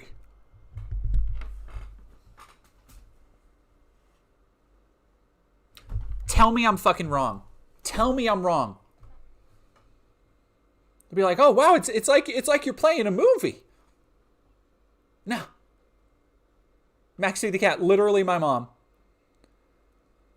You are never wrong. Thank you, Shabiria, as well. And that's literally God, is he gonna say that? Is he gonna say that? I don't think he will. I don't think he's that stupid, but yeah, no, it's always complimented by like, oh, when I played games, it never looked this good back in the day. Echo Baz, thank you very much for following. I haven't played video games probably since Grand Theft Auto Vice City. That's insane. That looks like a movie. The mouth moves a little bit.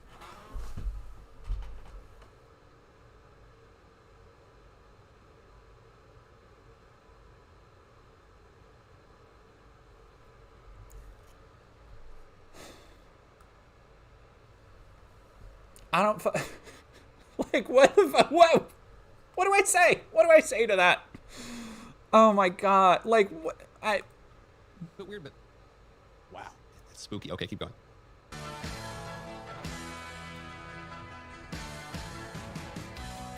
There was a girl I knew. She said she cared about me. She tried to make my world the way she thought it should be. I'm gonna have this Tom Petty song stuck in my fucking head all day.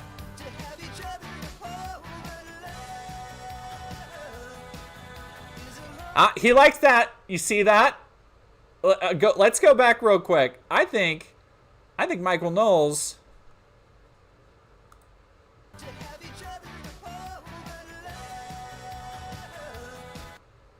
Look at that. He got red. He saw a hot black lady shaking her ass, and he like, see, that's the difference when people are like, oh, you know, I don't think anybody at the Daily Wire is like a real human being. I'm like, no, Michael Knowles is a piece of shit, don't get me wrong, but he has human reactions to stuff. That would have sent like Matt Walsh into like a catatonic state. Like, he would have been foaming at the mouth. But Michael Knowles is like, yeah, all right, like, yeah, sure, like, yeah, no, Lisa, respectfully, of course. Mighty Mulatto has super chatted $2. Game's gotten so realistic. Afro hair textures. They're hit and miss, but I think, what was I playing? I was playing Baldur's Gate 3, and one of my partners was playing it with me, and she's mixed race, and so her hair is like very black. and she was blown away by the work that they did on like the curls in the hair options. That game has fucking amazing looking hair. And it's getting better. It's getting a lot better. And then, I don't know, man, they got Saga Anderson's hair in Alan Wake 2 is so fucking good. Like, so good. Which is nice. I'm glad that they're finally, like, games are finally getting, like, other hair aside from, like, default white guy hair. Like, you know, just like the Lego piece ass, like, slightly slicked back hair. It's nice to see that. Pizzacata has subscribed with Prime. Thank you very much.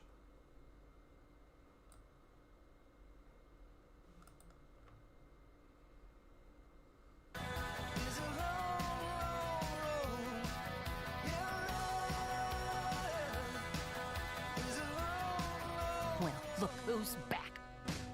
The only way we're gonna get through this is by sticking together, being a team. Trust? Trust.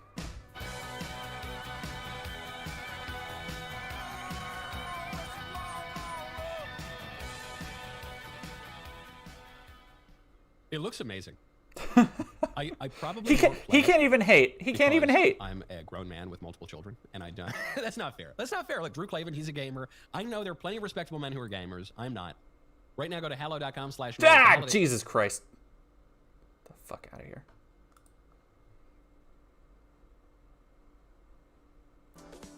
Level up your You can't escape. metal posters from Displates.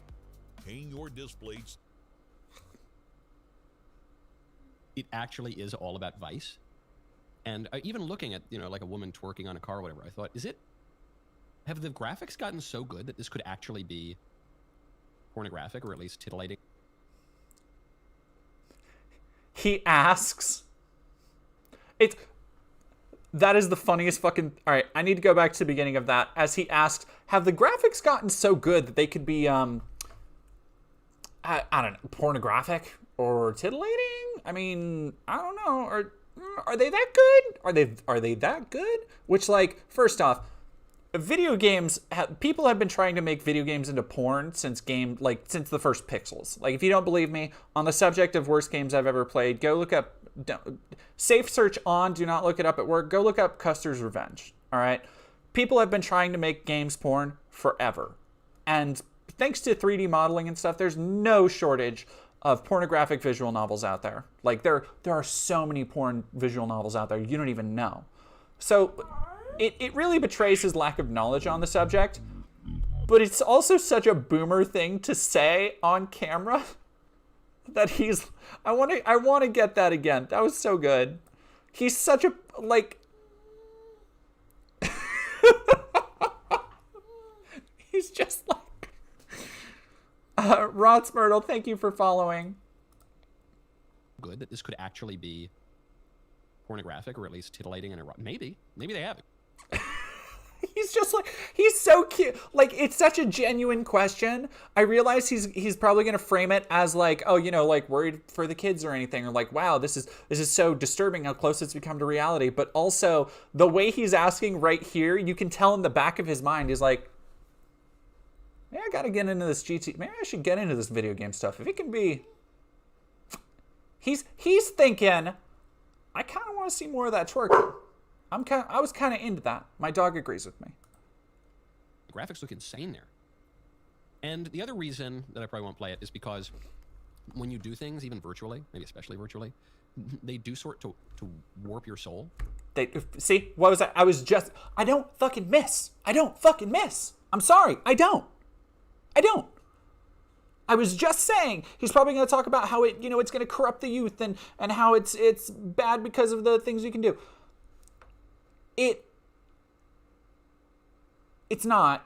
Like, I've done... Here's one of my actual things, though. I do have a problem doing the bad options in games. Like, I've played Witcher 3 all the way through 3 times. One of my favorite games ever. Phenomenal RPG. However, despite the fact every time I go in, I'm like, okay, I'm playing this on a different system. I'm going to go in and we're going to have a different run. This never happens. I always romance Triss because Triss is the best girl. And like, I still make the same, I'll get two choices, and instead of being, like, the Bloody Baron's a great example. Phenomenal questline, one of the best ever. And every time I play it, I'm like, I should see how the plot line can be different, but I don't want to be a dick. So I have a terminal inability to make bad choices in games.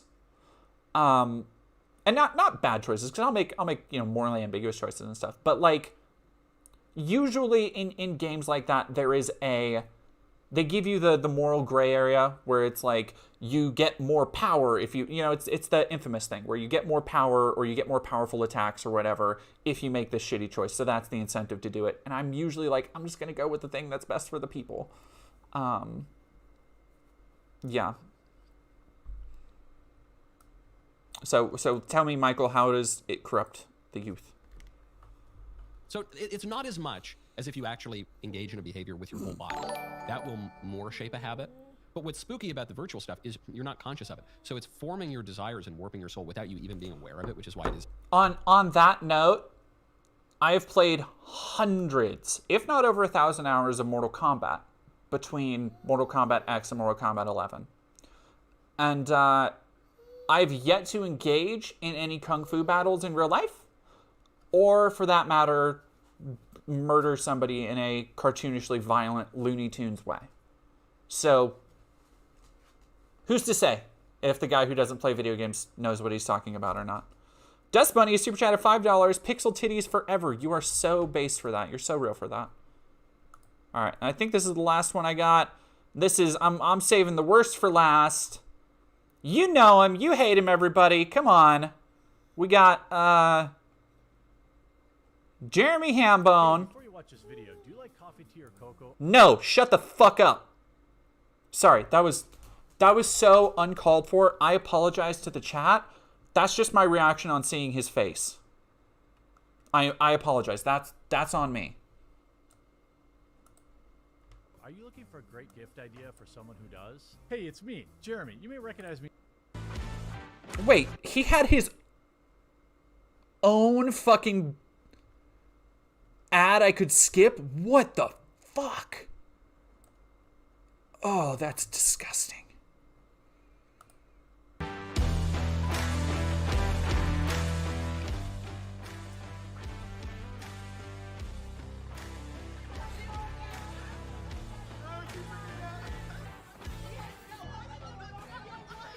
Why do you hate people having fun, Jeremy?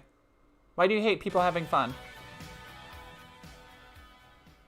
Oh, Chasm Calypso, thank you very much. I'm glad you could make it.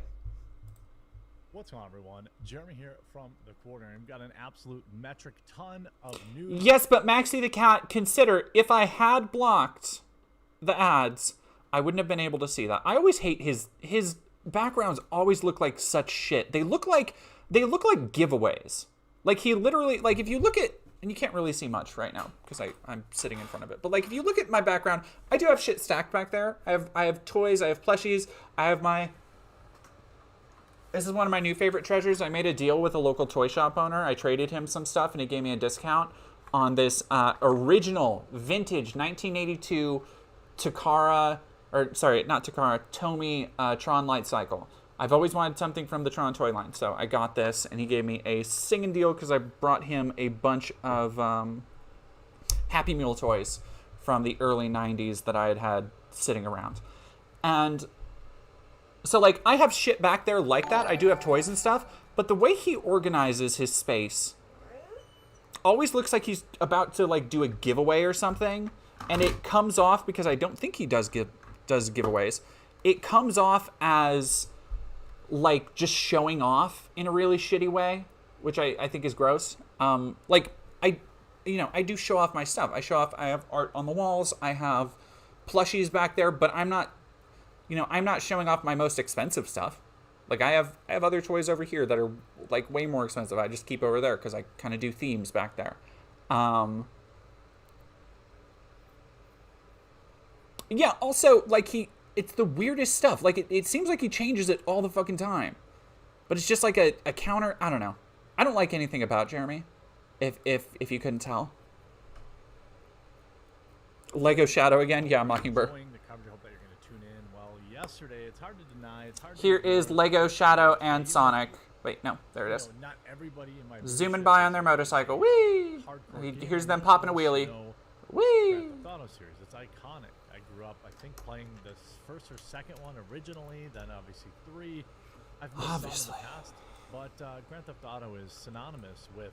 Now, here's the thing about the quartering. For those who don't know, the quartering barely does research. Like, barely. If you go and look at his channel, he puts out videos at such a nauseating clip. He puts out multiple videos a day. And because he has to jump on these culture war issues for 10 to 15 minutes at a time, and go watch, if you haven't watched them, Hey It's Vadim has done some really great videos on the quartering. If you haven't watched the stuff that he's done on the quartering, go do it, because he's explained exactly how Jeremy, barely does any research, the way that he taught, and you can tell he doesn't do research, he doesn't do writing, he doesn't really write scripts, he just kind of vaguely talks about things and then uses that very, very vague experience that he will list off to as a cudgel, a reason why his madness, a reason why his anger is validated. Yeah, no, saying that Jeremy does any research is generous. Just massive video games, open world freedoms that really were unmatched for a very, very long time. Now things are catching up a little bit, but... That is not true. Even in the era of GTA 4, there were far bigger games out there. Just Cause is an example. And I think Just Cause 3 or 4 is still one of the largest open worlds ever. It's not filled with much, but... it's still there, but whatever. But yesterday, the Grand Theft Auto 6 trailer leaked, so Rockstar did all they could do, and that was release it on their own, and it broke every single record on YouTube ever, and it's, of course, dividing some people, many pointing at certain elements of the trailer as being woke, many pointing out that the trailer was a letdown. It's hard to say, because this trailer, I believe, had 1 million likes within... 5 minutes or 10 minutes, something insane. It was more popular than even the most popular Mr. Beast video ever was. Right now, after 17 hours, the video is sitting at 73 million views on YouTube. It's #1 on trending, but I suspect it's probably closer to 100 million because these view counts are usually a little delayed with nearly 8 million likes. And people are pretty pumped about it. I don't want to jump to conclusions, Matt, just like... Milton Wadhams in Office Space. Shout out, one of my all-time favorite movies. Jennifer Aniston's in that movie too. Shout out Jennifer Aniston. But there's obviously a lot of pushback. Having a little Godzilla party on camera for you. Thank you for the Godzilla sticker. Some of that comes from the female protagonist, which we're actually going to talk about in a different video today. I don't think the existence of a female protagonist in a video game makes it quote-unquote woke. It all comes down to how you write that. Yes, see, okay, remember a while back we were talking about how they always come back to, because they have to have some small defense against people being like, well, you're just racist, you're just sexist. You say anything that's inclusive or diverse is automatically bad, you just hate those things, which is generally broadly true. But they try and put up this line of defense and be like, well, no, I don't hate it. I just hate it when it's not well written. However, of course, if you dig beneath that just paper-thin veneer of defense, you'll see their standards for writing are completely fucking arbitrary. They don't really have any consistent rubric for the things that they do like or what they think makes a good protagonist. Anakai, good. Everybody should watch the new Godzilla. That character. If y'all haven't seen the new Godzilla, go watch it. This, and also, that, thank you for the sticker. If she's just some unstoppable girl boss who don't need no man, that's gonna suck. Shabiri as well. They aren't here. I live alone. And my partners, around this time, one of them is getting off work generally, and the other one, I don't know, doing stuff at home. I actually don't think that Rockstar is going to be that lazy. They've done a pretty good job. I mean, one of my all-time favorite games was Red Dead Redemption 2. I thought they did a great job developing those characters, and even the missions involving female characters in that game didn't feel like they were lazy feminist characters. I mean, heck, you could tie up feminists and feed them to alligators in that. that doesn't make that's such a weird point to make, because that's just a byproduct of the freedom the game gives you. Like, that was not a mission. That was just a weird thing that people did. But again, very same game. So I don't think no, that Shibuya is is where we all perhaps live the case, but separately. A lot of people are pushing back. For me, the biggest complaint is that it's next gen. This is the Vanish holster right here. It is arguably the world's most comfortable holster. First thing you need to know about it, you don't need a belt with a Vanish holster. This built-in belt right here allows you I'm to sure carry the person Is that it's next gen only? no They tactical call it belt next gen only. needed. PC Master Race.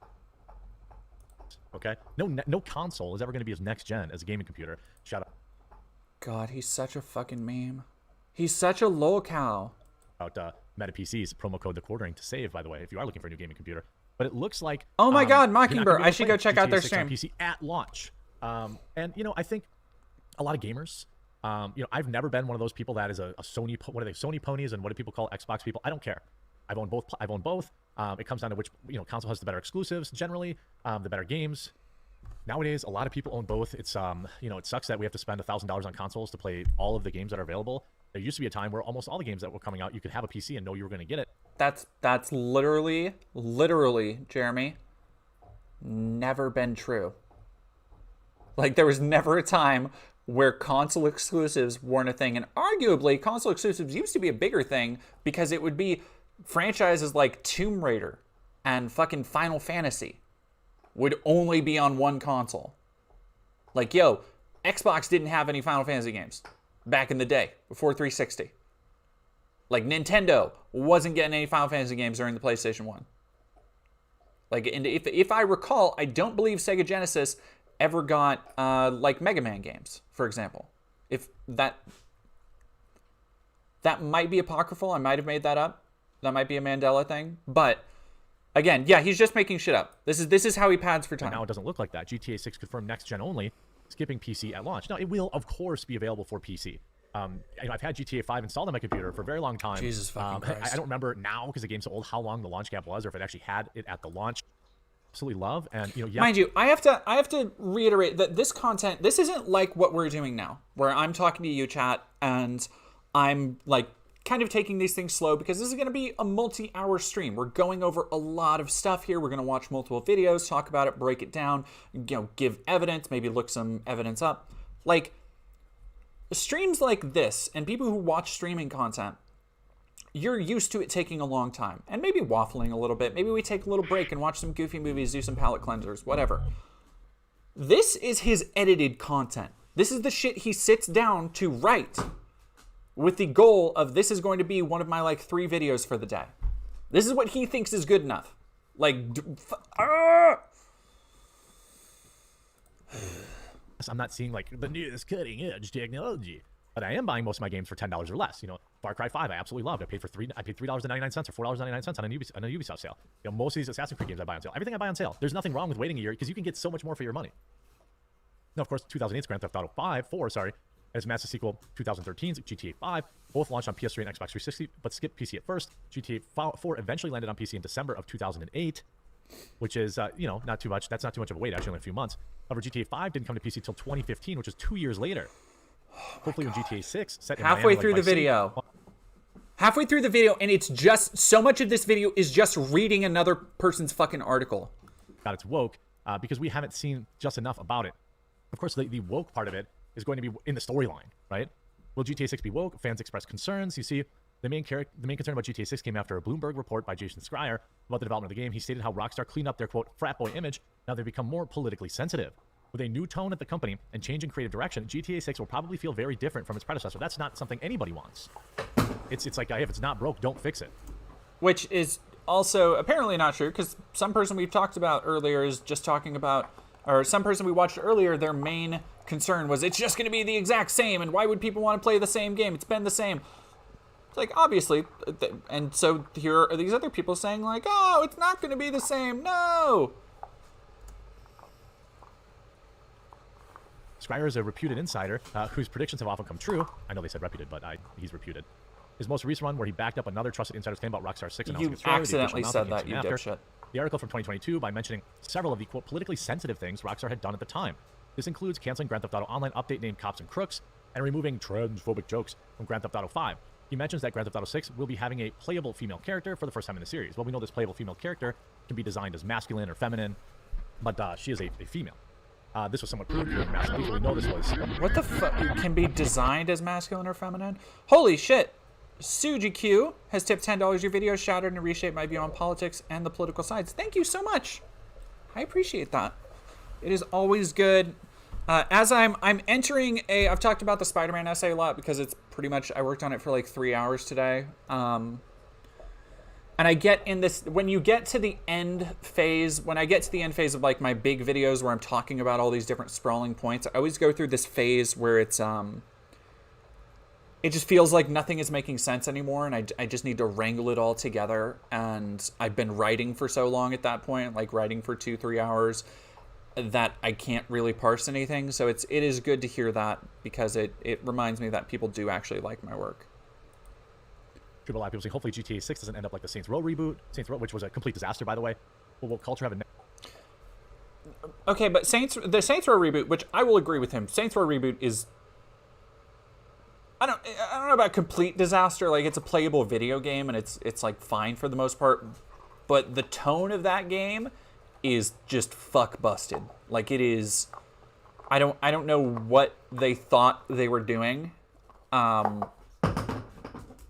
Like, when I first heard about it, I rolled my eyes because a bunch of people were like, oh, they just made this to appeal to Zoomers and, like, trying to get the woke minority points and all this shit. And I was like, there's no fucking way. But when you actually play it, it feels a lot more cynical than that. Like, it feels very hollow in the way that it tries to, like, create pastiches of modern American life. And I think it's trying to do the Saints Row, like, Looney Tunes over the top thing, but also with, like, more of a Grand Theft Auto satire, but also, like, trying to get that Zoomer humor in there, and it, like, just none of it fucking matches together at all. Which isn't to say, like, here's the thing, the Saints Row games were not necessarily, like, unwoke or anything. Like, the early ones had dealt with inner city problems and issues with police corruption and corporations taking over neighborhoods in Saints Row 2. Ultor was, like, the whole thing. Like, broadly, they were pretty fucking woke games. And then, you know, Saints Row 3 happened. I love Saints Row 3, but it is... I wouldn't say it's anti-woke by any stretch. Black humor, sure. Black comedy, of course, but, like... It's not really a game that you could point at being like, oh, this is taking a stand against the wokies. But yeah, no, I will agree with him. Man, that new Saints Row. I went in with an open mind. I really did. I swear to God, I went in and I was like, okay, because I love Saints Row 3. I really liked Saints Row 4. I love Saints Row 2. Saints Row 2 has a soft spot in my heart. Saints Row 1, I actually played a lot of this year. For the first time, I almost beat the game. I should go back to it and play some more of it. And it's good. It's fun. Like, I wouldn't say there's a bad Saints Row game, but I would say the reboot is easily the worst. I love that for you, Shabiri, as well. You should cash it in for like a feather boa. Negative impact. I think what you're going to see in terms of, you know, the building the game is a bit of... Rockstar used to have a nobody's off limits kind of thing, jokes. I'm sure that they're no longer going. Which, again, we were talking about how Rockstar kind of took a page from South Park in the past. And that was... It goes back, I feel, to when they're talking satire and talking about making jokes at people's expense. It goes back to that thing that George Carlin said about... Let me see if I can look it up real quick.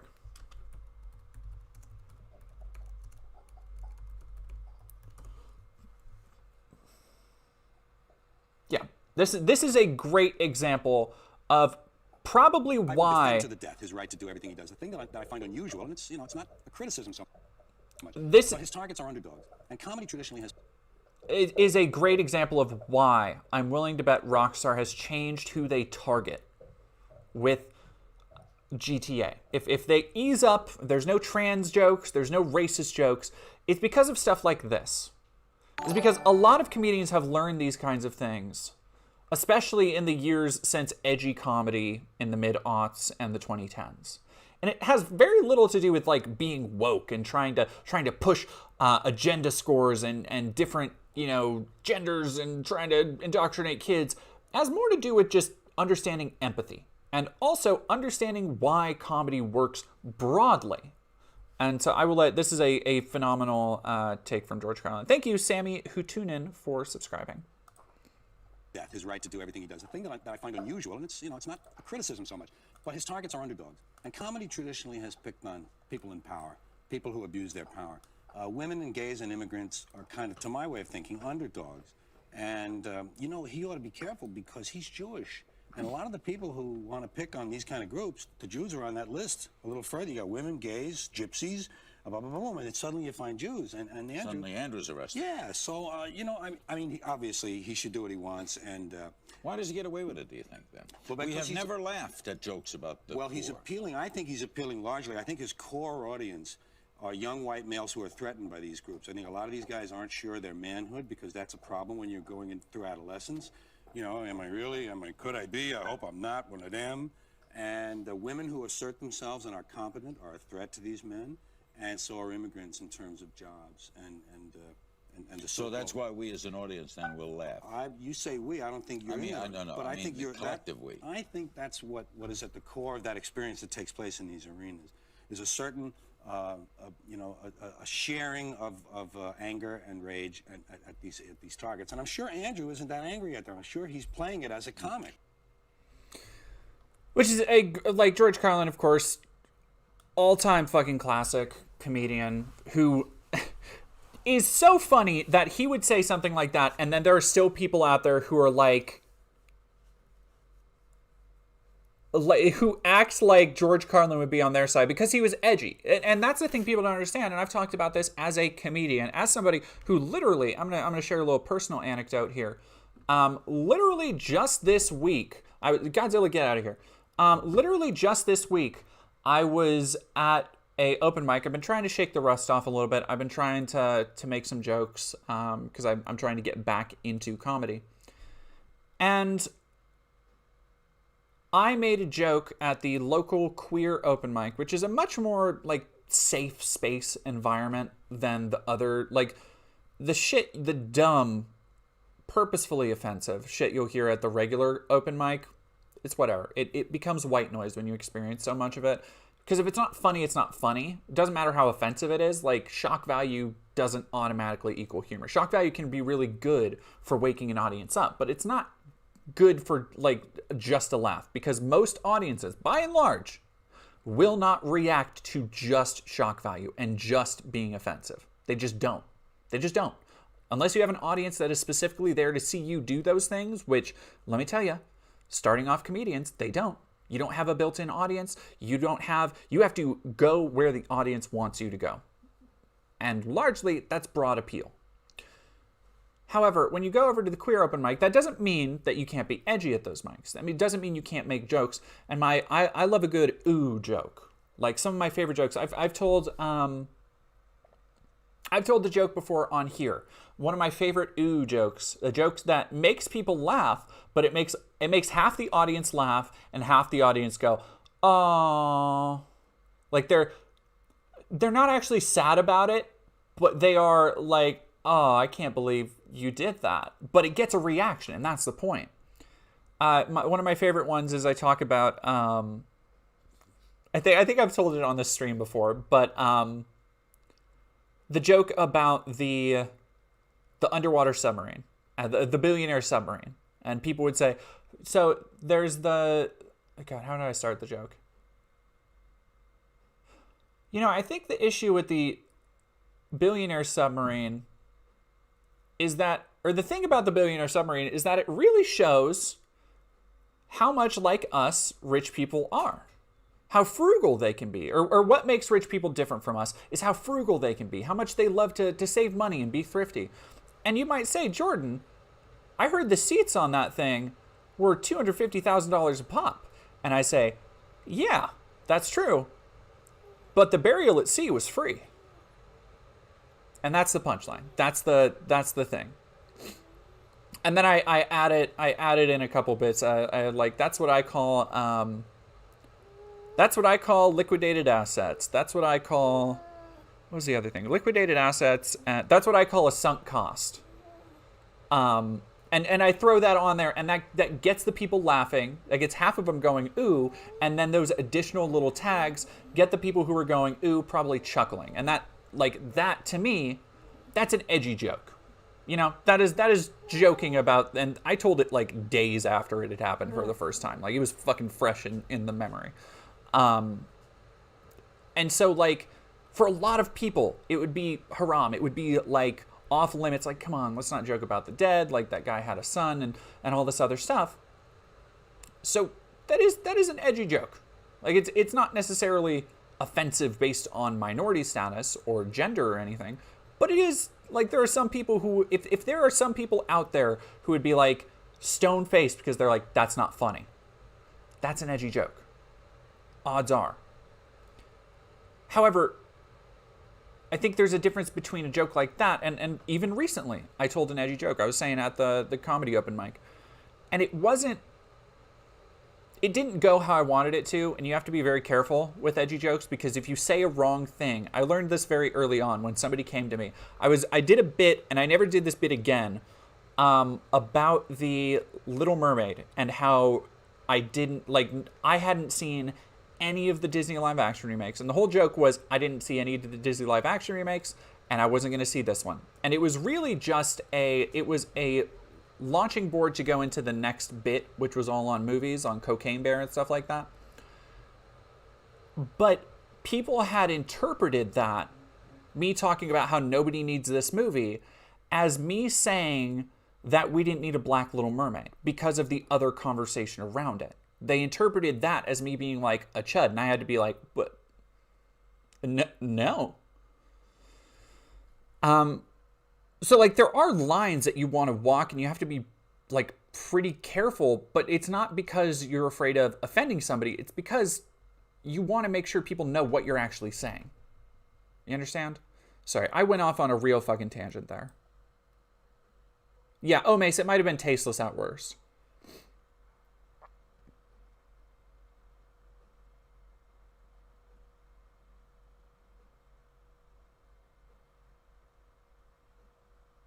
I'm sorry. I've been just going through and talking about stuff. I have no idea, Mockingbird. Oh, we were at the very end. So the Chuds couldn't decide really. It doesn't, there's no real reason. Like, all the Chuds couldn't really agree. There's no real reason why they would suspect GTA 6 of being woke. Like, most of those videos came down to pure speculation and cope.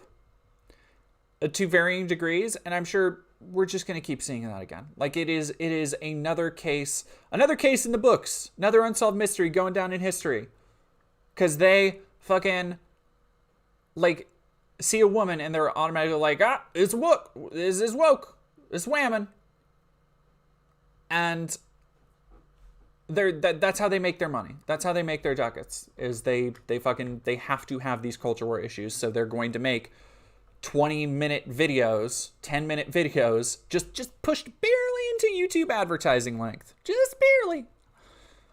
About fucking, is GTA the worst game ever? Is it going to be the most wokest game of all time?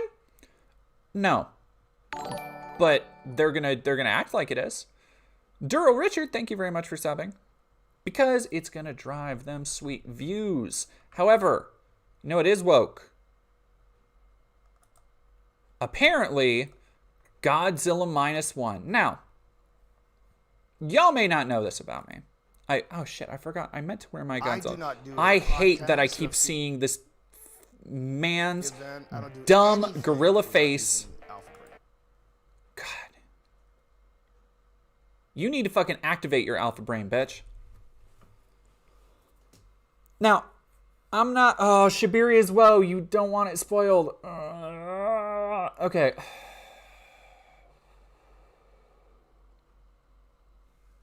I don't know if I can talk about... I can't... Okay, give me a second. Let me think. I don't think I can talk about Godzilla without... Okay, tell you what. No, because I don't want. I'm getting multiple people. Say, Delta the Canadian. What the fuck you mean they used to be good? Godzilla movies always been good. There's not a bad Godzilla movie. Actually, that's not true. There's the Netflix trilogy. Those are bad. No, Shibuya as well. You don't need to leave because you, Scary Pierogi, Nerd of the Suit, you guys all haven't seen it. And I don't want to deprive anybody of the cinematic majesty of Godzilla Minus One. So we will have to save that for another day. What else can we do today? I know there's a couple other things I've been wanting to do. We can't do conservative comedy. That's too much. I don't want to do Tuttle Twins. Godzilla v. Kong is not a bad movie. You bite your tongue.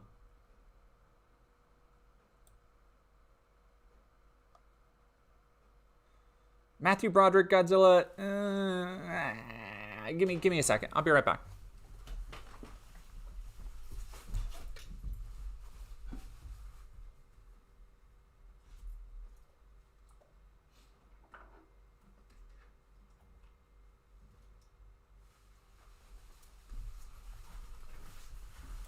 Okay, so we're gonna have Zilla on stream here with us while we talk.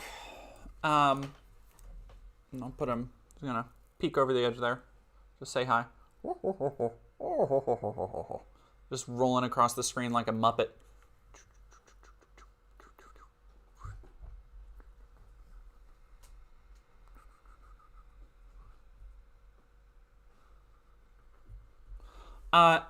No,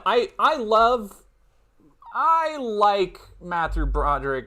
Like, it's a fine monster movie. It's not a great Godzilla movie. And I think it's only a fine monster movie. Like, it's not an amazing monster movie.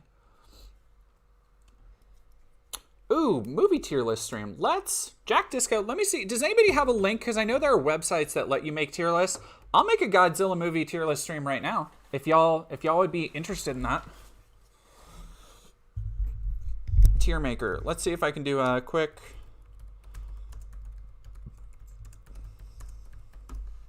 That sounds fun.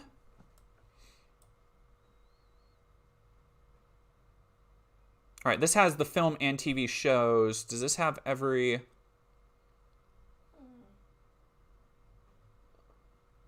Oh, this is the kaiju themselves. Up to -1. I want... So does it have -1? Yep, okay, it does have -1. All right, perfect. All right. So, quick changes of speed because we are going to go... And this has all of the MonsterVerse. I don't see I see Godzilla vs. Kong. I don't see Kong Skull, which I guess that's technically not a Godzilla movie. That's understandable. Kong Skull Island does whip though. I would put yeah, I think -1 is going S tier. -1 instant classy. Instant classic. I'm going to get serious about this. We're going to go. Sorry, I'm answering a text.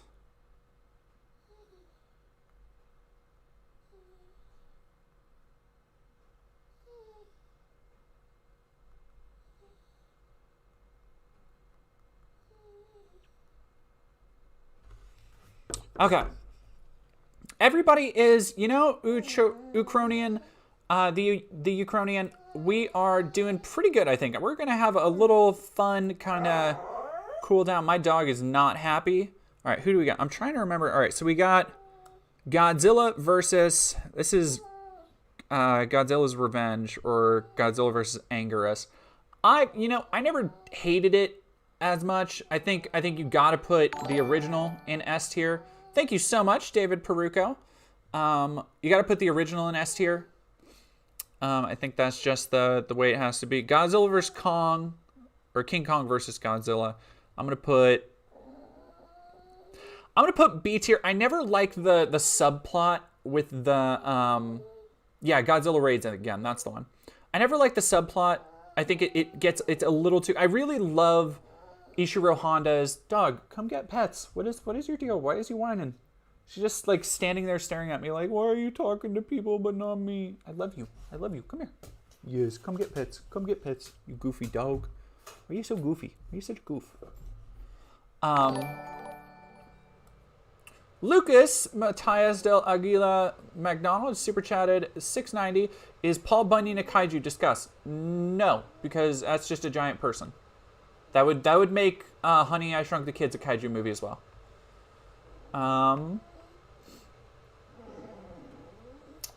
Let's do, so we got Godzilla vs. Mothra. I'm going to put A, classic. This is Ghidorah, I believe the three-headed monster. I wish they came with titles. This is, I get these two mixed up a lot. I'm going to go, I do like Godzilla vs. Ebirah.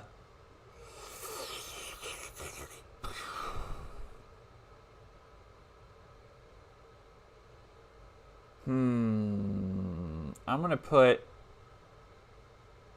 Ebirah in C. I like it. It's not great. Which one is... I wish they had the fucking titles on here. It's hard to tell.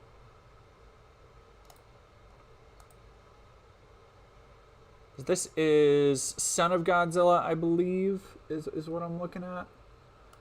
All right, Hedorah. I'm going to put A for Hedorah. Destroy All Monsters. The suit... No, this is Gigan. Gigan... I like Gigan a lot, but, like, Gigan is not great. And then I think... This is Megalon, right? Yeah, Megalon... Look, I know a lot of people love Jet Jaguar. I get it. Megalon is not great. It's really not a good movie. It's fun, but it's like the Room of Godzilla movies. And you know what? I like Gigan a lot, though. I love Gigan. Like, I love the character, the kaiju of Gigan. Every time I watch that movie, I get bored. Tail Slide, you are right. Thank you for the Godzilla sticker, Jack Disco.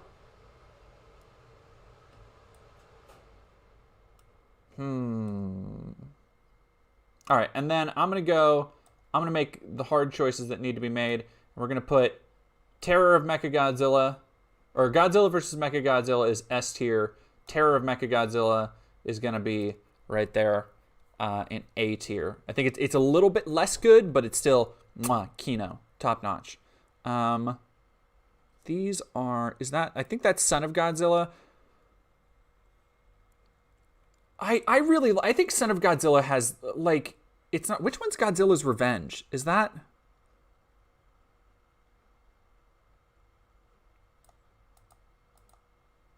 Like, I think, or am I mixing, I'm mixing movies up. It just occurred to me, I'm mixing movies up. Son of Godzilla is the, what's the fucking one?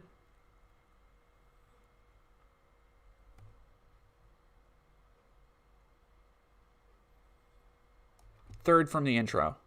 Okay, Son of Godzilla is the good one. This is Godzilla's Revenge, which is the shitty one. You're right, because this has Kamacuras, and I can see Kamacuras in the background of the poster. You're right. You're right. Okay, Son of Godzilla, based. Revenge of Godzilla, not based. Very bad. I'm going to be contentious and say...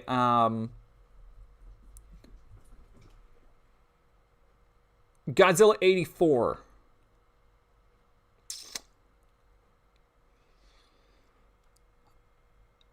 I like it a lot. Like, I like all Godzilla. I think 84 is mid. I think it is incredibly mid. Like, I don't like the suit. I think it has dumb eyes. Yeah, I think 84 is the weakest of the Heisei era, and that's saying something because some of these other Heisei movies are like, I really like Space Godzilla. Weak movie.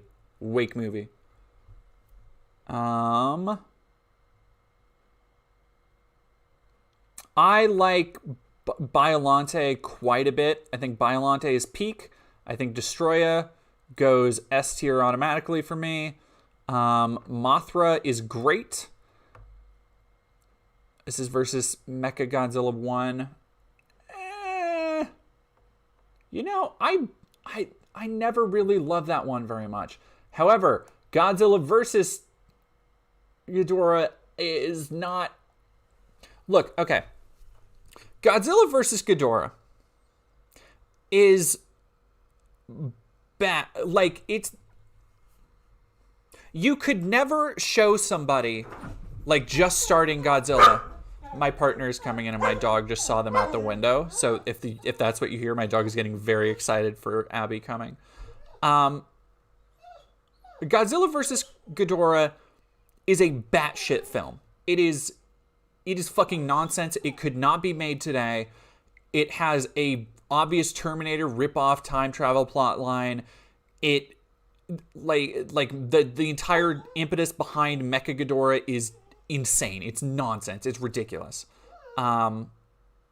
Wait, Everetter, have you not played Kaiju Noir? Sorry, give me a second. Somebody beat it to you. MB Kaiju is a friend of mine. So go look up their game Kaiju Noir. If you just Google Kaiju Noir, you can find their visual novel online. It's really fun, really well written. I love the art in it. Yeah, no, Everett, looking at it right now. Go check out Kaiju Noir.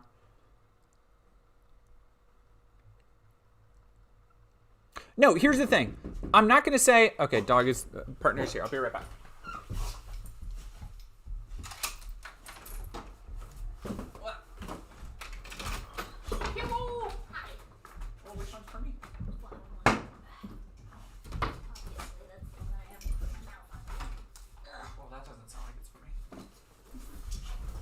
Keep in mind, everybody can hear everything you say. Yes, I know. Okay.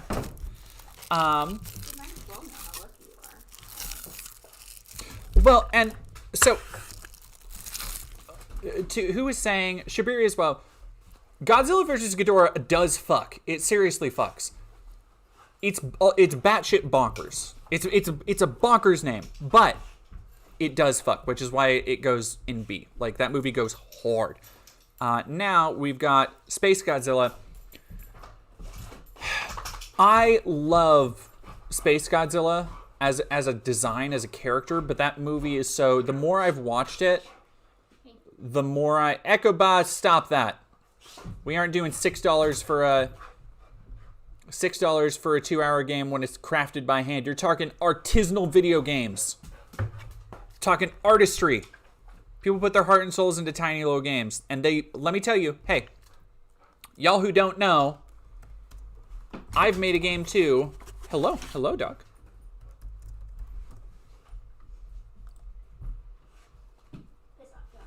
Like, let me tell you, you don't fucking make money on these. You just don't.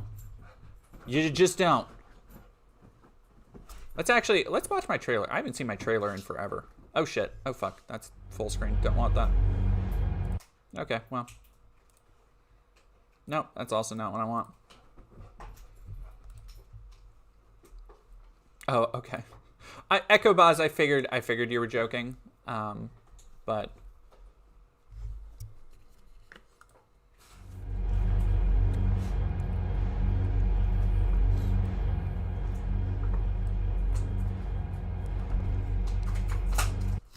I haven't watched this trailer. I made this like, when did I make this? 2019, 2020? I'd been working on this on and off for like 3 years as a weird little receptacle for all my artistic stuff.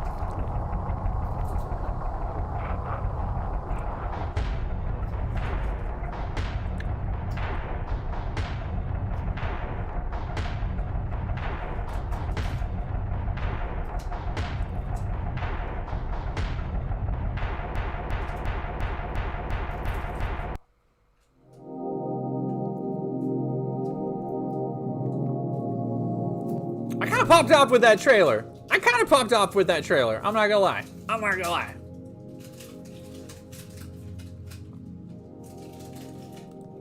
Okay, sorry. That's enough sucking my own dick for one stream. All right.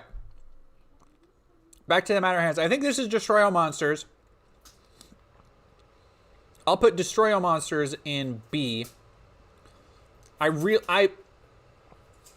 like you almost have to put it in A, though. Like, it's such a classic. There's so much there.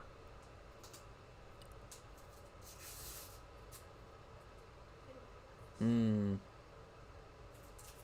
gonna go B for now. I might change my mind. Ghidorah, number 1, A. I know this one. This is one with the Zillions. I'm gonna go with B. I never dug the Zillions. I'm gonna go Godzilla. I'm gonna go D because, like I said, there's still fun to it, but it's just not. They didn't have all the movies or the TV shows because they don't have the Hanna-Barbera series. What the fuck is this? How are you gonna? They include SP and Monarch, but not the Invasion of Astro Monster. That's what it is. Godzilla 2000.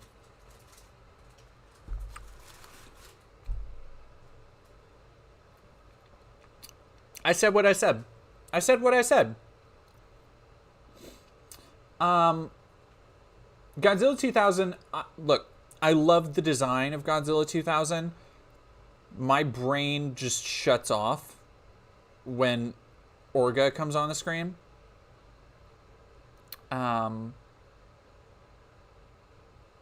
But it is a really good, another good reboot. Also, that cover art is, in my brain from being a child. The one with, Get Ready to Crumble. Oh, that's a good one. Is this GM? No, this is Megaguirus. Megaguirus goes straight to D. Do not pass go. Get fucked, bitch. That movie, every time I try and watch Godzilla vs. Megaguirus, I fall asleep. Dumb bug motherfucker.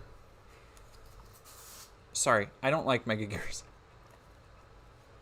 GMK, S tier, Nachi, unbeatable. I actually have a much bigger Godzilla against Mechagodzilla. I have a much bigger fondness for now after seeing. I saw it on the big screen last year, and seeing it on a big screen. That movie is so much better made than I think it gets a lot of credit for being. We've got, however, Tokyo SOS. I did not. I watched that this year because they brought it back to theaters, and I was so underwhelmed. I think it is such a step down from Against Mechagodzilla. Final Wars. This is going to be contentious. I'm going to put Final Wars right up in A.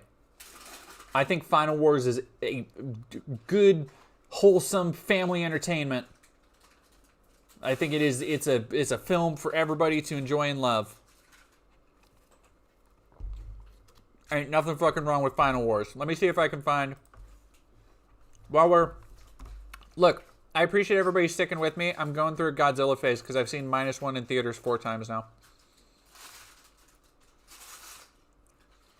Oh, Jose, you son of a bitch! He made a video on. Maybe we'll watch. How long is that? No, I won't subject y'all to that. What was I saying?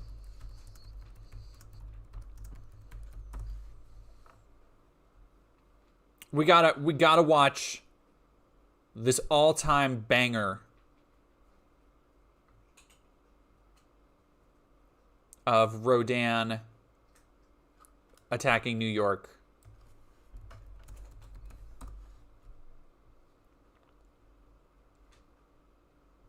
This is, by the way, this is how the movie was edited. By the way, I cannot express this enough.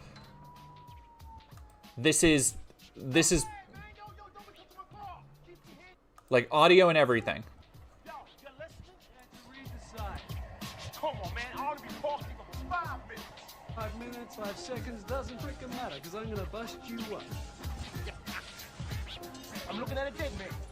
I'm looking at a dead man. Yo, what's up? Oh, come on, put the gun down. No, see, it's too late for that. This here and a hand cannon. I'll blow your ass all the way back to Jersey. Great! Go for it. Shut the hell up, you drunk! Oh, shit! You shut the hell up! I'll shoot him first, then I'll finish you! It's a big party! Headed for us! We better get out of here!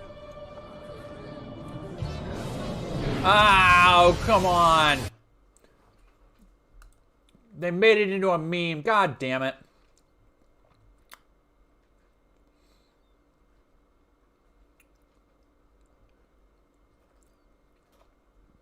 Either way, incredible scene still.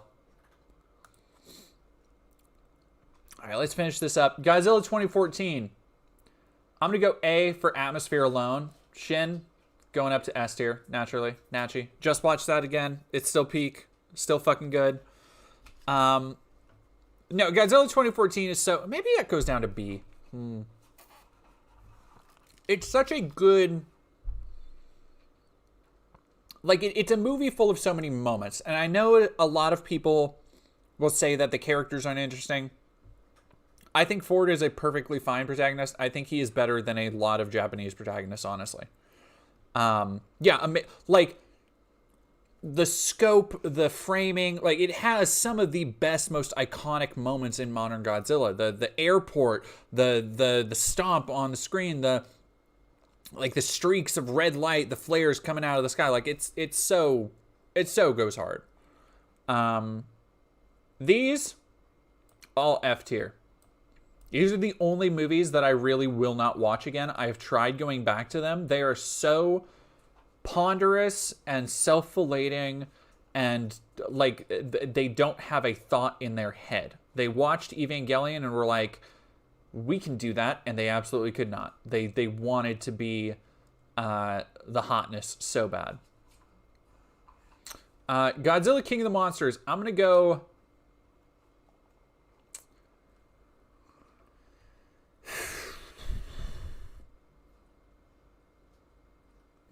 If I'm being honest with myself, it's a C. But I'm not honest with myself, so it's a B.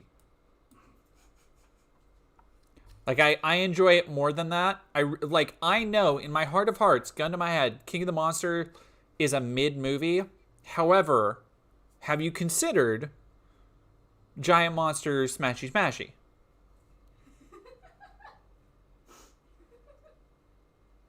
I feel like I bring up some valid points. I would say the same thing with Godzilla v. Kong. Like, I love those movies so much, as stupid as they are. But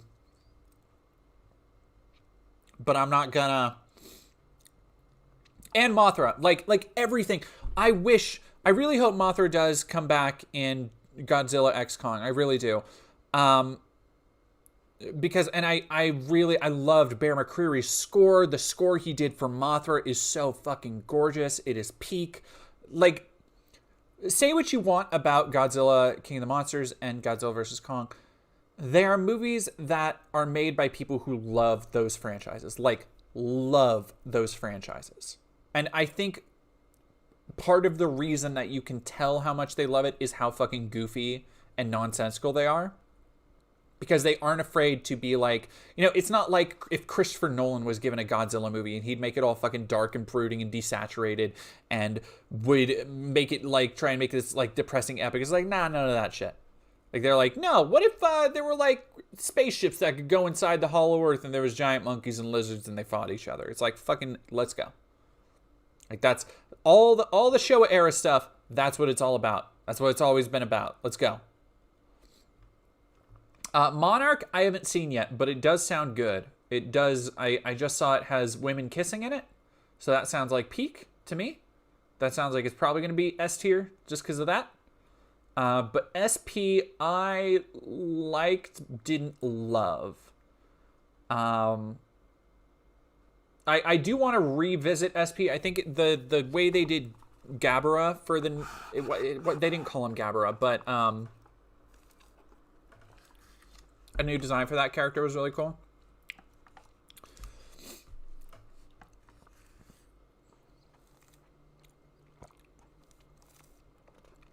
This is a delicious beverage. I'm glad you like it. Baby, Mm-hmm. Yes, my dear. would you be willing to watch a Godzilla? Sure. What Godzilla? It's a surprise. Is it the next one that I need to see before we go watch -1. -1 in theaters again?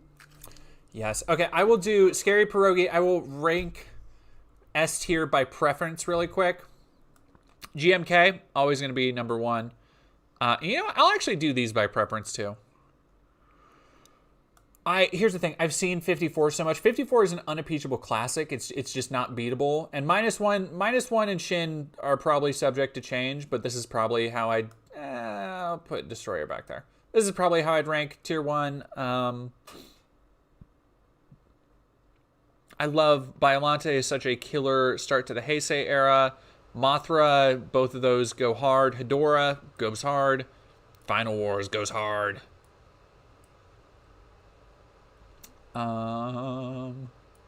Yeah.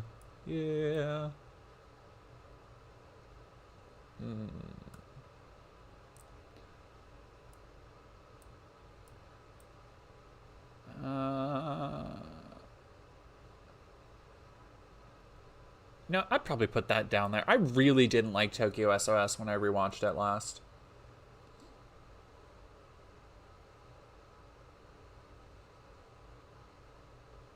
That's probably how I'd order most of those. Karina Mitchell, thank you very much for subbing. Oh yeah, Scary Pierogi. Like, I cannot stress enough. We were going to do a whole tier list, but we were going to do a whole watching thing.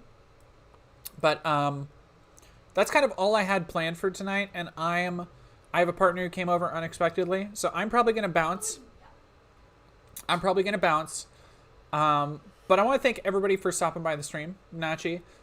Sorry, I keep saying Nachi. One of my partners has started saying it, and if there's one thing I'm really, really terrible about, it's picking up phrases from people. I will, like, literally infect people with phrases. Scary Pierogi, the only one I've seen it in was AMC. Because I have the AMC Stubs membership, so I go see everything there. Oh yeah, Nervous Suit. I will try and get that done tomorrow if I can. But yeah, thanks to everybody for stopping by. I hope you all have a wonderful rest of your night. And I hope you look forward to, I'm probably going to try and stream Sunday, maybe sometime. And, and yet, thank you very much. Lurking but caught my first stream reviews, came in since I'm a fan of your YouTube videos. Thanks. Thank you for watching. I hope you all have a good rest of your night. I'm actually going to stick around. Everybody on Twitch, stick around. We're going to see if we can raid anybody real quick. But yeah, I was saying Nachi. I need to stop saying Nachi. I need like a shot caller that can buzz me anytime I say something like that. You sitting here trying to bait me into saying inappropriate things on stream? No. Why would I do that? Oh, I don't know. All right, we're going to go.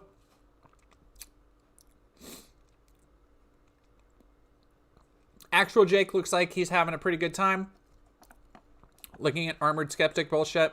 So if you guys like when I look at chuds and stuff, you guys will like this as well. And I hope you have a great rest of your night. Going to raid a little bit. And thank you all for watching.